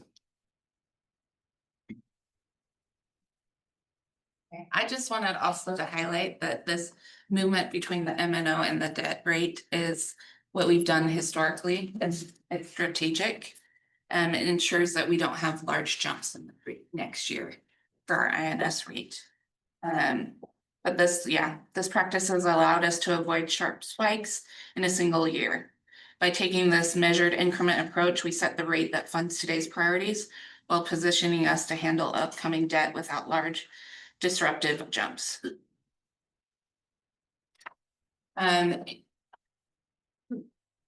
Last week, we had a lot of questions, and so my staff worked to develop many different scenarios of what could happen, but we just wanted to highlight 3. The key piece before we get into the scenarios is in past life, I mentioned I'm a forecaster, and so you kind of look at one factor and you apply it. So none of these, I believe, is exactly what happened. This is if this happened, this is what would happen if we applied it all 5 years. So as a reminder, the proposed rate is based off of our informed analysis, market trends, the budget review, and our financial management policies. These examples just visualize the alternate approaches. So the first one, this is the proposed budget. I just wanted to include it so you could see it and be able to compare it to the next few reforms. Structurally balanced and has the 3.5% growth rate with the penny each year. So scenario 1 was a question is, what if values continue at 1.5%? And once again, you don't plan on that happening, but this is the case if it stayed all 5 years. The key thing with this one is we're always watching values. We're working it all year round so that we can create that strategic plan throughout what's coming up. But as you can see, we would have a small drawdown in the general fund if it was at the 1.5%, leaving all other factors the same. So recommendations would be that proactively tracking valuations, analyze trends, and to guide strategic decisions. So we would make a plan before we get to year 5 at this, because we're watching it every year. So she said this is the answer to your question you asked a few minutes ago, is this slide right here. Right, and Yeah, follow up, yeah. so on this one, we're looking at ending fund balance and where is that? The ending fund? The ending fund balance is right here at the 36.8. Okay. And, General fund. okay, and that's healthy, but what I'm asking is, typically we've had a fund balance that in case of a disaster would feed us through what, 6 months, 12 months, what is our, at the end of the day, the question is, what is our fund balance gonna take care of in case of a disaster? We're looking at 6 months, 10 months, 12 months. Our policy is the 90 days, the 25% of operating expenditures. Are we good with 90 days, Mike? I mean, what was, I'm not expecting another COVID, but we didn't expect COVID. Yes. So when we're drawing down the fund balance and we're looking at a decrease in the growth rates, possibly, those two things together, like I said last week, make me nervous. So what would our fund balance take care of us in case of another disaster? Yeah, so we can look at it when we look at the financial management policy statements again, but the 25% is considered a healthy amount. You look at, COVID, you look at Barrel, you look at all those, we've got so many mechanisms to adjust into, we came out of COVID actually we built our fund balance through Right. COVID. And so, do I like this scenario to where it's showing that we're dropping below fund balance at 5 years? No, and I would never file a budget that would do this because we would be making all the adjustments. This is considering no management changes, no strategy whatsoever, but we wanted to give y'all, if nothing else happened and we kept going the way we're going with the increases in expenses and projected revenues, this is where we would be. Yeah. This highlights if we don't change our M&O rate. But as you can see, this is what we're predicting at the top, our bar chart, our bar rate to go. So we could increase the rate to reflect all of the additional expenses that come with how everything gets more expensive every year. And follow up. I just want to make sure that, and I know this, I know you, I trust you, that we would make those adjustments and that we have the room to make those adjustments when we see them coming in the forecast. We see the forecast and we know that it's coming. Of course, you can't see a hurricane or a disaster, but we have the capacity to make those changes when we see the forecast, the financial forecast. Yeah, and we evaluate it monthly. I mean, you look, at times like during 2008-ish and other 2011, we evaluate it monthly to where we will start making changes, 3 months into the year, 4 months into the year. We've done, strong hiring freezes, other types of things. And, also just the efficiency work we've done to where we have kind of a queue of what area, what's our next levers to pull. So yeah, I would feel comfortable managing within that. Sarah. Only Carol and I were on council, and of course, Mike was here at the beginning of COVID. And we froze some of the expenditures because we didn't know what sales tax. Don't forget, this is a smaller part of our overall income. Sales tax is the bigger part. Sure. But we froze it and we built up reserve and we opened the floodgate and let it go because we knew we were safe. So there's a lot of leverage you can pull. Yeah.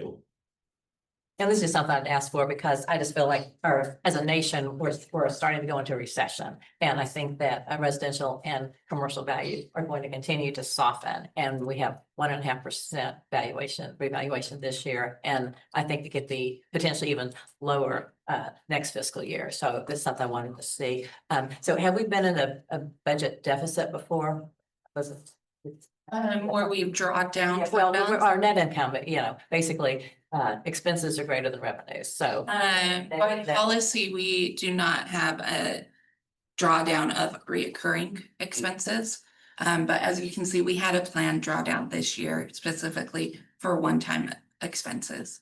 And that's generally, we can use our fund balance for those one-time expenses. So I know 2.6 was the balance of the Lake Point demolition and says, yeah, and then what other one time? The other significant one is connected with our fiber, to connect fiber across all of our buildings and I believe, lift stations.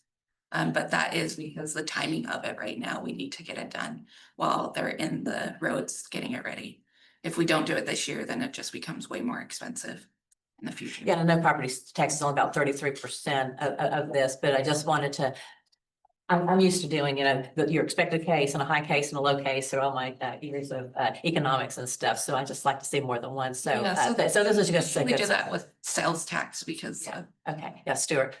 Bundle two into one. Yeah, sure. Okay, so these doomsday scenarios, how are you projecting the sales tax component? Are you keeping that flat? we kept this one how we had it in the projections. The only thing we changed was the 1.5 valuation. Because with these models, we could change every lever and we could go through. That's what happened to an us, entire just as series. a downside scenario. So the follow-up is, Yeah. I noticed in these scenarios, because I did skip ahead, that the general fund, the fund balance is more resilient than the debt service. Yes. But we could use general fund to pay debt? Could we?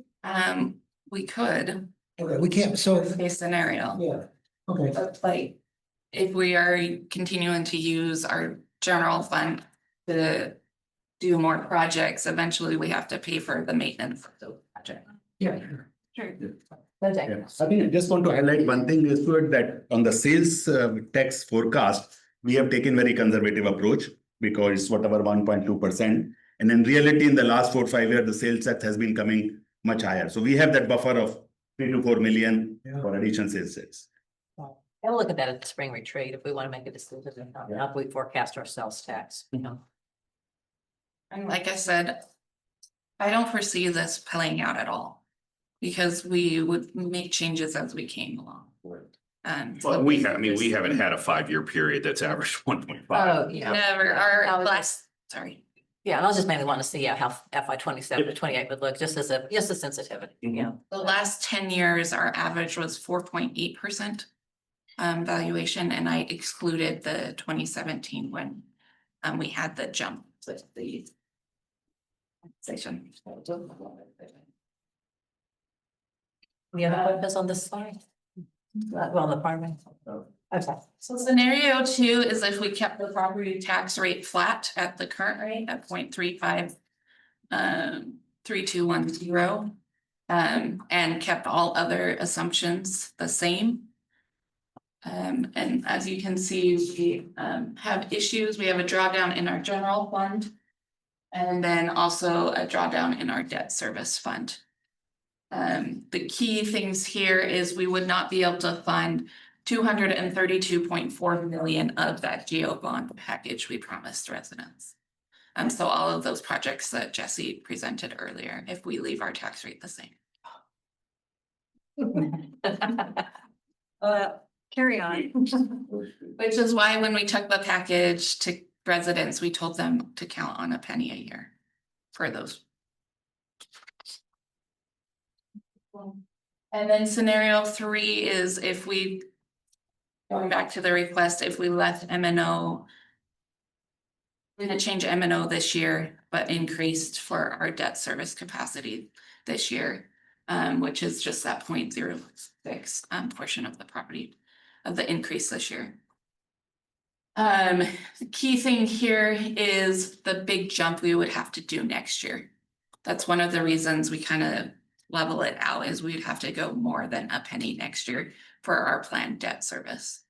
And That might Let's do it. put us into the voter approval rate, Exactly.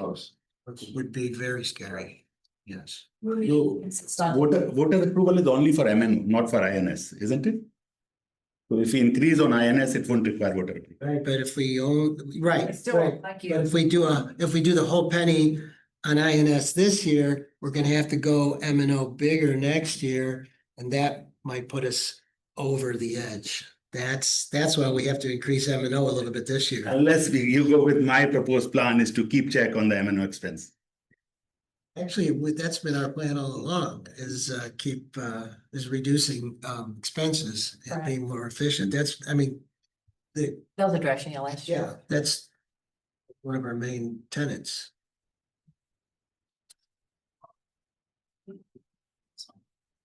Good, thank you.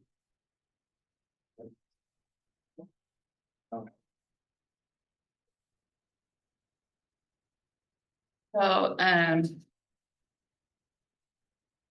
this is the recommended tax rate at that 0.36321.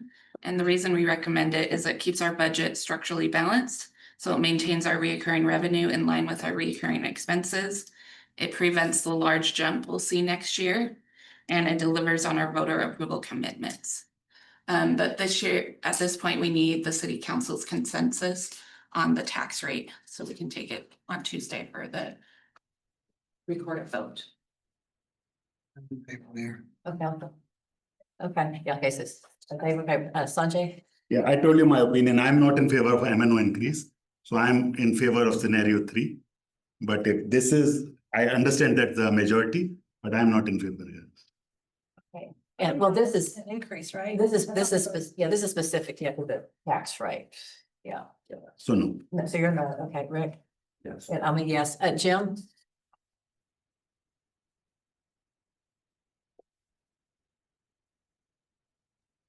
Sorry, guys, had to unmute myself. I am in favor of this, yes. Okay, so, and Ron said, okay, so we'll proceed with that. And then this is our general fund update. If I could interrupt just for a second. Yeah. I'm not sure if you guys know, but Rob is also on telephone. So if you wanted to ask Rob, Oh, okay, I don't see, okay, Rob? and you'll have to unmute yourself, Rob.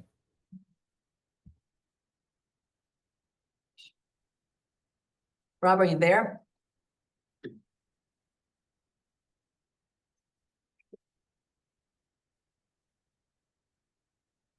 Anything else? You know, you see? See him, but He's not unmuted. He's not unmuted, he. He may, okay, so he may be just unavailable at the time.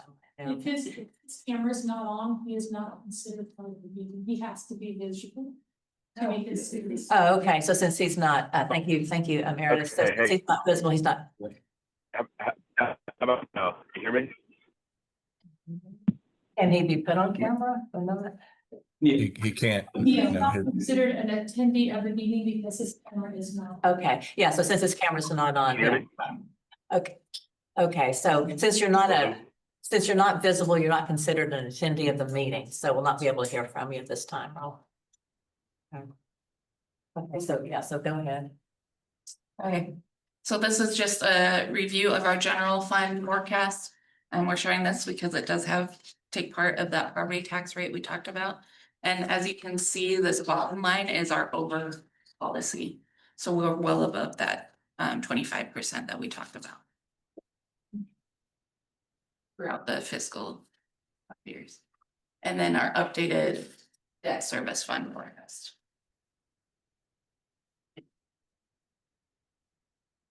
Any additional questions? Any other questions?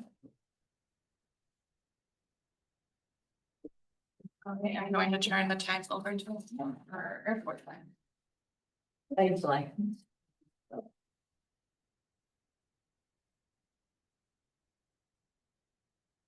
Morning, Mayor and Council. All right, so I have the pleasure of talking to you all about the airport fund. And just a quick overview for those that are watching and for some new city council members.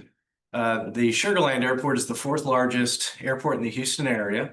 The FAA has designated the Sugar Land Airport as a national airport. It's the highest distinction that a general aviation or GA airport can have. And that's due to the based aircraft and number of aircraft operations that we have. We're also a reliever airport. And what that means is if our airport were to go away, our traffic would have to go somewhere. More than likely it would go to Houston Hobby and some other areas. And so we contribute to the Houston airport systems in a way that helps relieve some of that traffic to our airport so that those airports can focus on the commercial traffic. talking about airport funds, today, the majority of our revenues are actually come through the airport's branded FBO, which is a fixed base operator, which is a type of a business that we run that offers a variety of aircraft services, and the vast majority of our revenues come through Global Select FBO. And then as a reminder, all the airport funds that are spent at the airport are actually made at the airport through user fees from our services. So none of the funds that the airport will expend come from general fund. And then also we contribute significantly to the local economy. Approximately $93 million in economic output and 692 jobs. With the airport's recent organizational priorities and our airport strategic plan, we wanted to focus on 5 key areas that are also aligned with the city's strategic outcome areas and all-in initiatives. Airport safety is our top priority. We want to operate a very safe airport. Finance and economic impact, it costs a lot to run an airport, so we want to make sure that we're bringing enough money to fund all of our services and projects. Infrastructure development, we want to balance growth with maintaining our current infrastructure. We don't want to grow faster than we can maintain.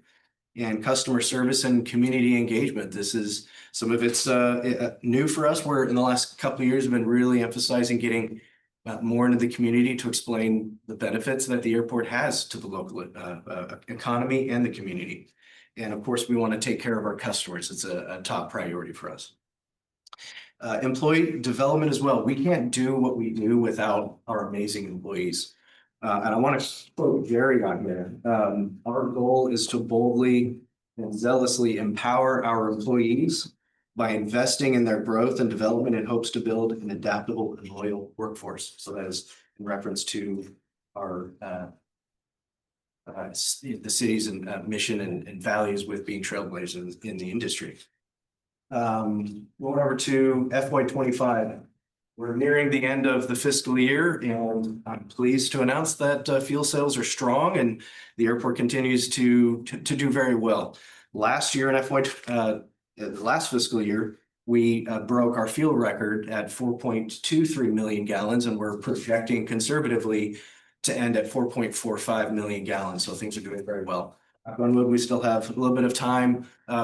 We hope to exceed 4.5, but being conservative, being at 4.45, which would be another amazing fuel sales record year. So we're very pleased with that.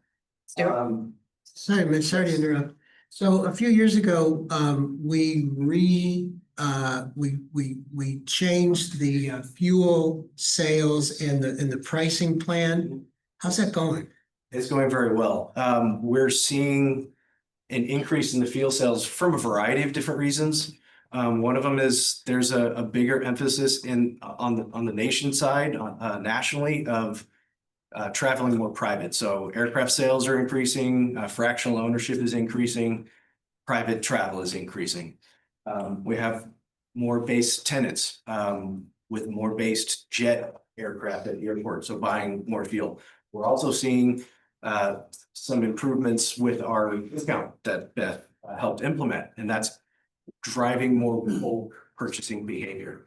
And so we are seeing more uplifts, more fuel. It's better for us to sell more fuel when that fuel truck is at the aircraft. It's less labor for us, and we pass some of those savings to the customer as well. So trying to give them a little more of a discount on the transactional level so that they will buy more fuel when we're already hooked up to the aircraft. So yes, we're seeing some improvements with that. Yeah, thank you. On the graph on the right, we just wanted to point out that we're following the leadership of city management to be efficient. As fuel sales increase, we really try to not grow too much. And so thank you to the leadership to help us operate efficiently and lean. But however, as fuel sales continue to increase, as we get busier, we may be needing some additional resources, personnel, and equipment as this growth continues. But it's something that we monitor very closely. So a couple, another success story for the airport. And last year, the airport came to City Council to seek approval to purchase 3 autonomous mowers. Very pleased to announce has been very successful. We've got 3 autonomous mowers, and our staff at the beginning of the year, once we received the mowers, have been really trying to understand the most optimal way to get the most usage. So this is a huge success story. As we focus on efficiencies, we're able to do more with less. And so as our staff will have more maintenance staff, we'll have more time to focus on some other priorities. The strategy with this was crawl, walk, run. So over the course of this year, under Ken's leadership, been doing a great job with his maintenance team and getting to the goal of 20 acres per day, which is equivalent to 1 full-time employee. And so the goal isn't to replace or let a person go or not fill a position. It's to be able to do more. And so that we don't necessarily have to ask for an additional maintenance employee as we continue to grow. So our goal right now is to try to maintain that 20 acres per day. So very excited that it's been a very successful program. Another success story was the implementation of our X1 FBO system. And this was a FBO management and financial tool, a program that we use. We transitioned out of total FBO, which had been used for numerous years. X1 FBO is a new system that offers a variety of different services for us. And so one of them was improving the way that we handle our daily transactions. FBO management software, there's not a whole lot of them out there, and X1 FBO really saw a need to help airports and FBOs become more efficient. And what X1 FBO does for us is it's reduced about 93% of labor hours handling our daily transactions. Before, there was a lot of manual entry, Excel spreadsheets. Because things were put in manually, there's errors. We have to go back and investigate and fix, and then put it to Tyler, that goes to Munis. So there was a lot of work that went into it. And as we've looked at doing this more efficiently, as we moved to X1 FBO, it's equating to about 1 full-time employee reduction in labor hours handling these daily transactions. And what that does for us is it allows our customer service staff to focus more on the customers, and management staff to focus on other priorities. We're very pleased with what X1 FBO is allowing us to do. And another part of that is it helps us handle our operationally as well. There's a whole portal that handles our services. We're very busy, and it's helping us stay on top of those service requests. That's something Total FBO did not have a component for that. So it's helping us be more accurate in our service delivery. FY25 fund summary as we near the end of the fiscal year. Pleased that we're projecting very strong year. We had a beginning balance of 11.12 million, projecting an ending balance of just shy of 13 million.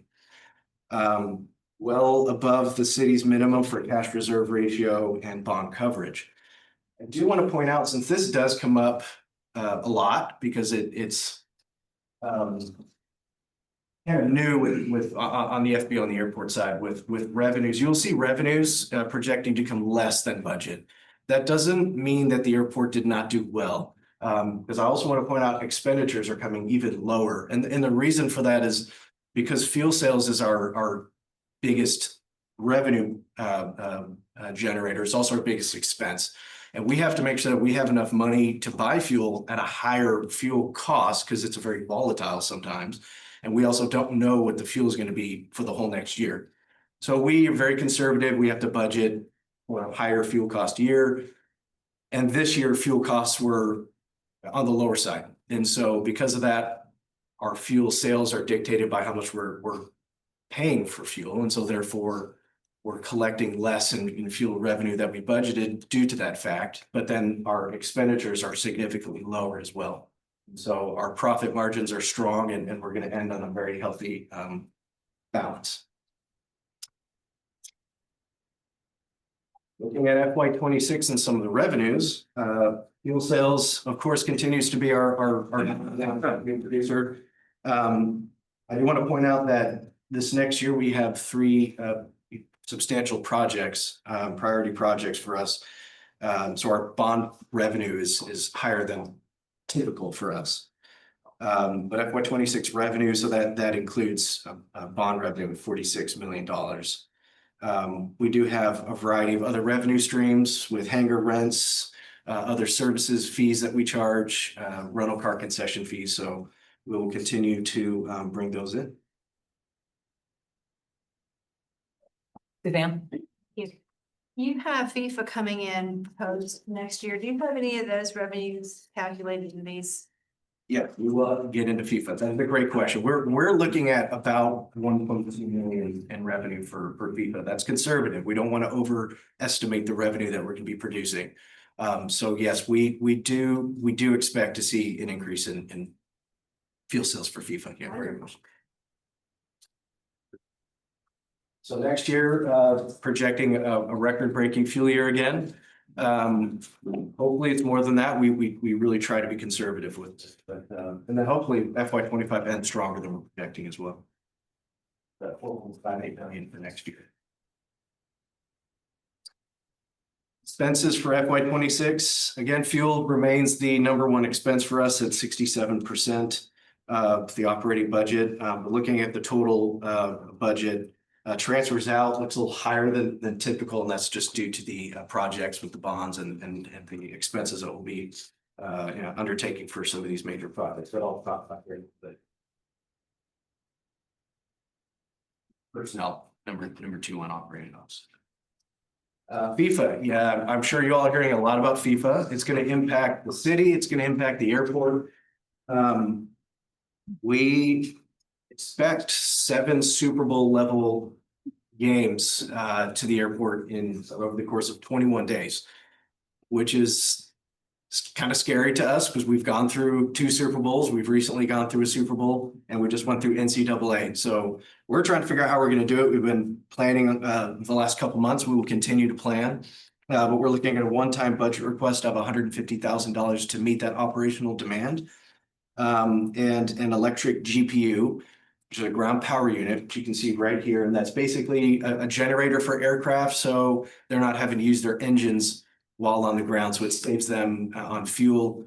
And we have a pretty old unit that we are having to keep up and running. And so we're looking to replace that at a cost of $66,600. We're also expecting a significant increase in international traffic with FIFA being a large international event. So we're collaborating with US Customs to ensure that we can meet that demand. The revenue, 1.2 million in fuel revenue, although we really do hope to exceed that. And then special event fees is pretty common for FBOs to charge higher than normal fees during that period for cost recovery. So we will be implementing some special event fees as well. Yeah. We have to take, I know we have to take the runway out of service. Is it going to be before or after FIFA? That is a great question. That is going to be after FIFA. So you will see, you'll see from the CIPs, I'll briefly touch on that. The CIP project for the runways identified in FY 26, due to the fact that the way the FAA administers grant funding is they always do it at the end of the fiscal year. And we have to have that match. So we have to make sure we have the funds available in FY 26, but it's going to be towards the end. And the way that the timing is on bidding the project, starting construction, we won't really start construction until probably very early 2027. So that was really important to us. We wanted to make sure we were not impacting the airport for FIFA. Well, thank you for that.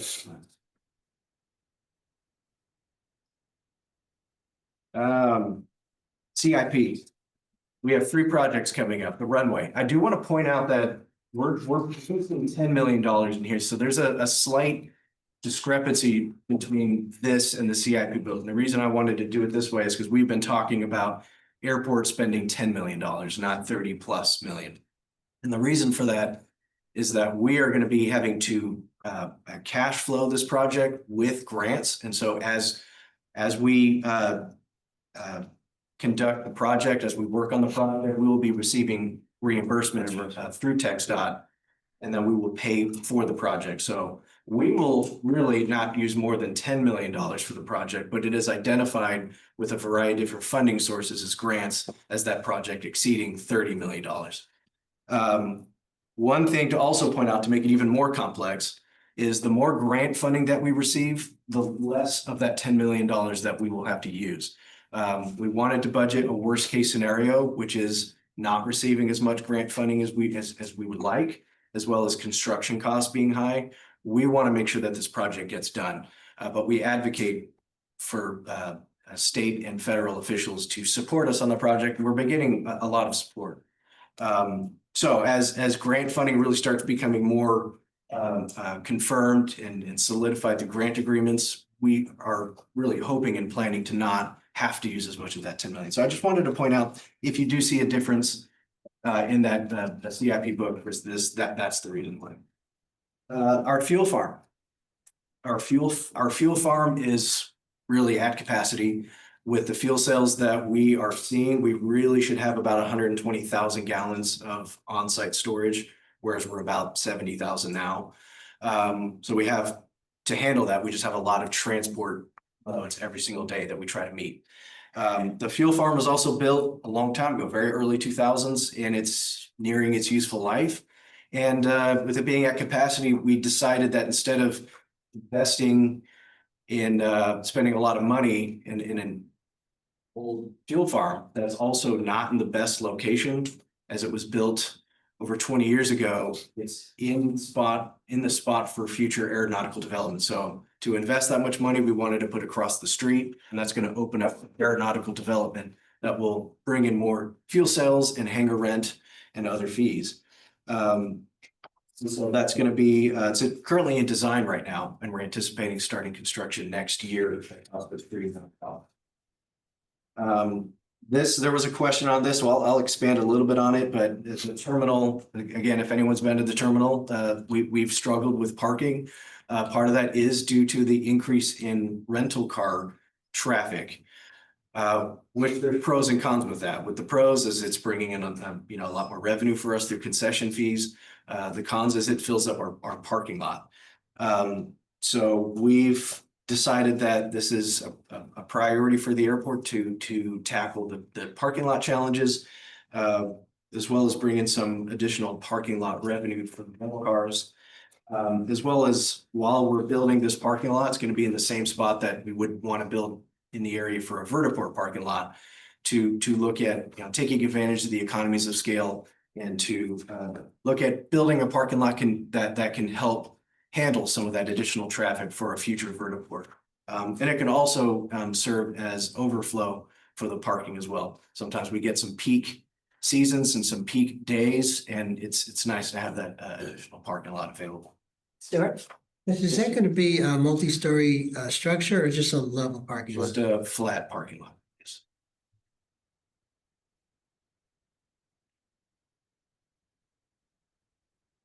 In the next 5 years for CIP, skipping down to FY 27 and 28, we anticipate building an administrative building and looking at renovating the terminal space. You're going to hear us say at capacity a lot. We're at capacity in our terminal building. More fuel means more aircraft traffic, more passengers. And so we're looking to move administration out into a new building. Span 2 administration is also at capacity. And what that's going to do is it's going to open up some space in the terminal. And that's something that we're actively looking at, is what is the best use of that terminal space. So that project, $1.8 million in FY 27 through 28 through design and construction. Terminal ramp expansion and vertiport project we lost about 100,000 square feet of our terminal ramp, which is in the area for aircraft to park, and we can service those aircraft through our taxiway project. So the taxiway kind of ate into about 100,000 square foot of our terminal ramp, and then the associated safety areas. And so we are busier than ever too. And so we're looking at plans to expand our terminal ramp as well as co-locate a future vertiport. We're currently doing a study for the vertiport to see exactly how we're going to locate it and how we're going to utilize that vertiport. So this is still an active, project with us. So this could change, we're actively looking at what the best use of that space is. But we do know that we need more space for our traditional fixed wing aircraft. So that's looking at starting construction in FY 28. And that's a $6.3 million project. We're also actively pursuing grants. The FAA reauthorization bill has language in there to support advanced air mobility. And so we have put our request in. We'll see, fingers crossed that when it becomes available to the state of Texas, that we're first in line. As we complete the runway, our biggest priority right now, and then tackle some capacity issues with the terminal ramp, our focus really needs to start getting into hangar development. We have 2 lease sites or build-ready sites for hangars that we're currently in negotiations with. As we fill those spots, those are going to be the last 2 spots for build-ready sites for hangars. And so our focus is going to shift to the southeast side of the airport. There are some limitations with some of those sites, some constraints, space and drainage. So we're looking to start a study in FY 29-30 timeframe for a study and design of what can we do there, what's the best use of that space, and then design that. And the goal would be to build ramp areas, places for build-ready sites for hangars. That in turn fuels either lease revenue, hangar revenue, and additional fuel sales with more aircraft based here. We wanted to add the slide to just remind, especially with new city council members, with grant assurances. Anytime we take grant money from the feds, there's strings attached with that, which is pretty common. With the FAA, they're called grant assurances. There's 39 of them. They range from making sure that the airport remains open to the public, as well as safety. We want to make sure we operate a very safe airport, and revenue. So any revenue that's made at the airport, the FAA expects that money will stay at the airport. That's one of the grant assurances of the 39.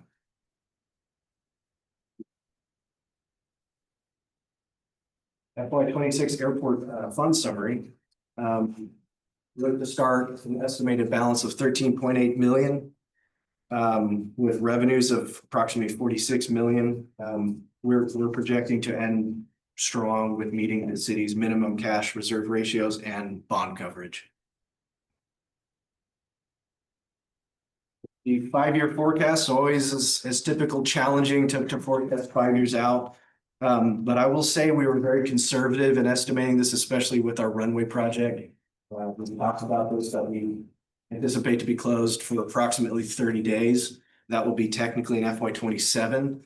So we want to be conservative, that we know there's going to be an impact.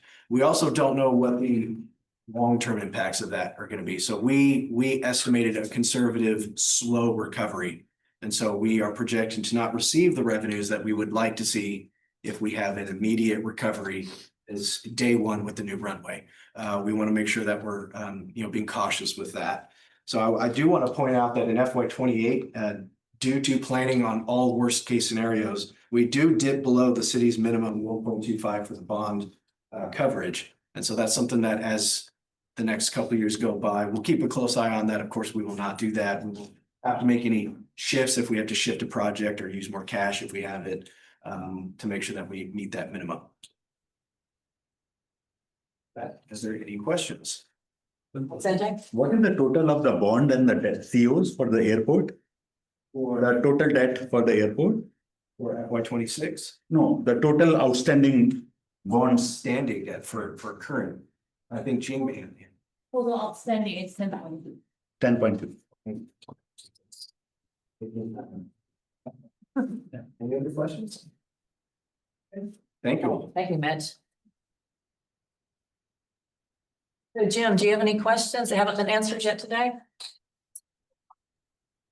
Nope, I'm in good shape. Okay, thank you. Thank you. It's always great to have airport, they're great news. We have 2 more workshops after today. Next week, we're jumping back to the general fund. And we're having some of our big departments present, specifically Public Works, Parks, missing a few planning and development and redevelopment are coming as well. And then we are going to be talking about our other funds, so our special revenue funds and our internal service funds and any other small funds. Any of our buckets of money to make sure everyone understands what's going on. And then lastly, we have on August 28th, our remaining enterprise funds and our economic development funds, and we'll have wrap up. Just as a reminder, here is our calendar for the truth and taxation process. On Tuesday, we will vote. On September 2nd, we have the published tax rate and published hearing. That they can be prepared, and then on September 9th, we're having that special council meeting for the public hearing. And then on September 16th is when the vote for approving the tax rate. These are the other key meetings to keep a part of. You'll be seeing me a lot in these council meetings. But September 2nd, we have several public hearings. We have our public hearing on the budget, public hearing on our fee ordinance, and public hearing on a PID assessment, and not a public hearing, but we will be coming forward to amend the final amendments for the fiscal 25 budget. And then on September 16th, that is when I like to think it's the party day. We wrap this all up. We adopt our fiscal year 26 budget, 5-year CIP plan, our compensation plans, adopt the tax rate, and have our second readings. So a lot coming up. With that, we do have one more item of business. We just need to report this in the minutes. We've received from the county the certified tax roll, estimated collection rate, and the truth and collection. Okay, so we're on the website, will be recording to be posted. So all of these are on the budget website, also on the main page. If of the city website, you will see a link right directly to the budget where you can see the proposed budget and all of this property tax information. I just wanted council members to know, in case they get questions from the residents. Yes. Yeah, there's a big yellow box on the main city of Sugarland. Right. Well, thank you to all involved on your work on the budget. It's a huge undertaking. So thank you particularly to Chalet, the entire budget team, Jesse and Mitch for your presentations today. And thank you everybody for coming out. All right, so I make a motion for adjourning the meeting. Thanks. Thanks.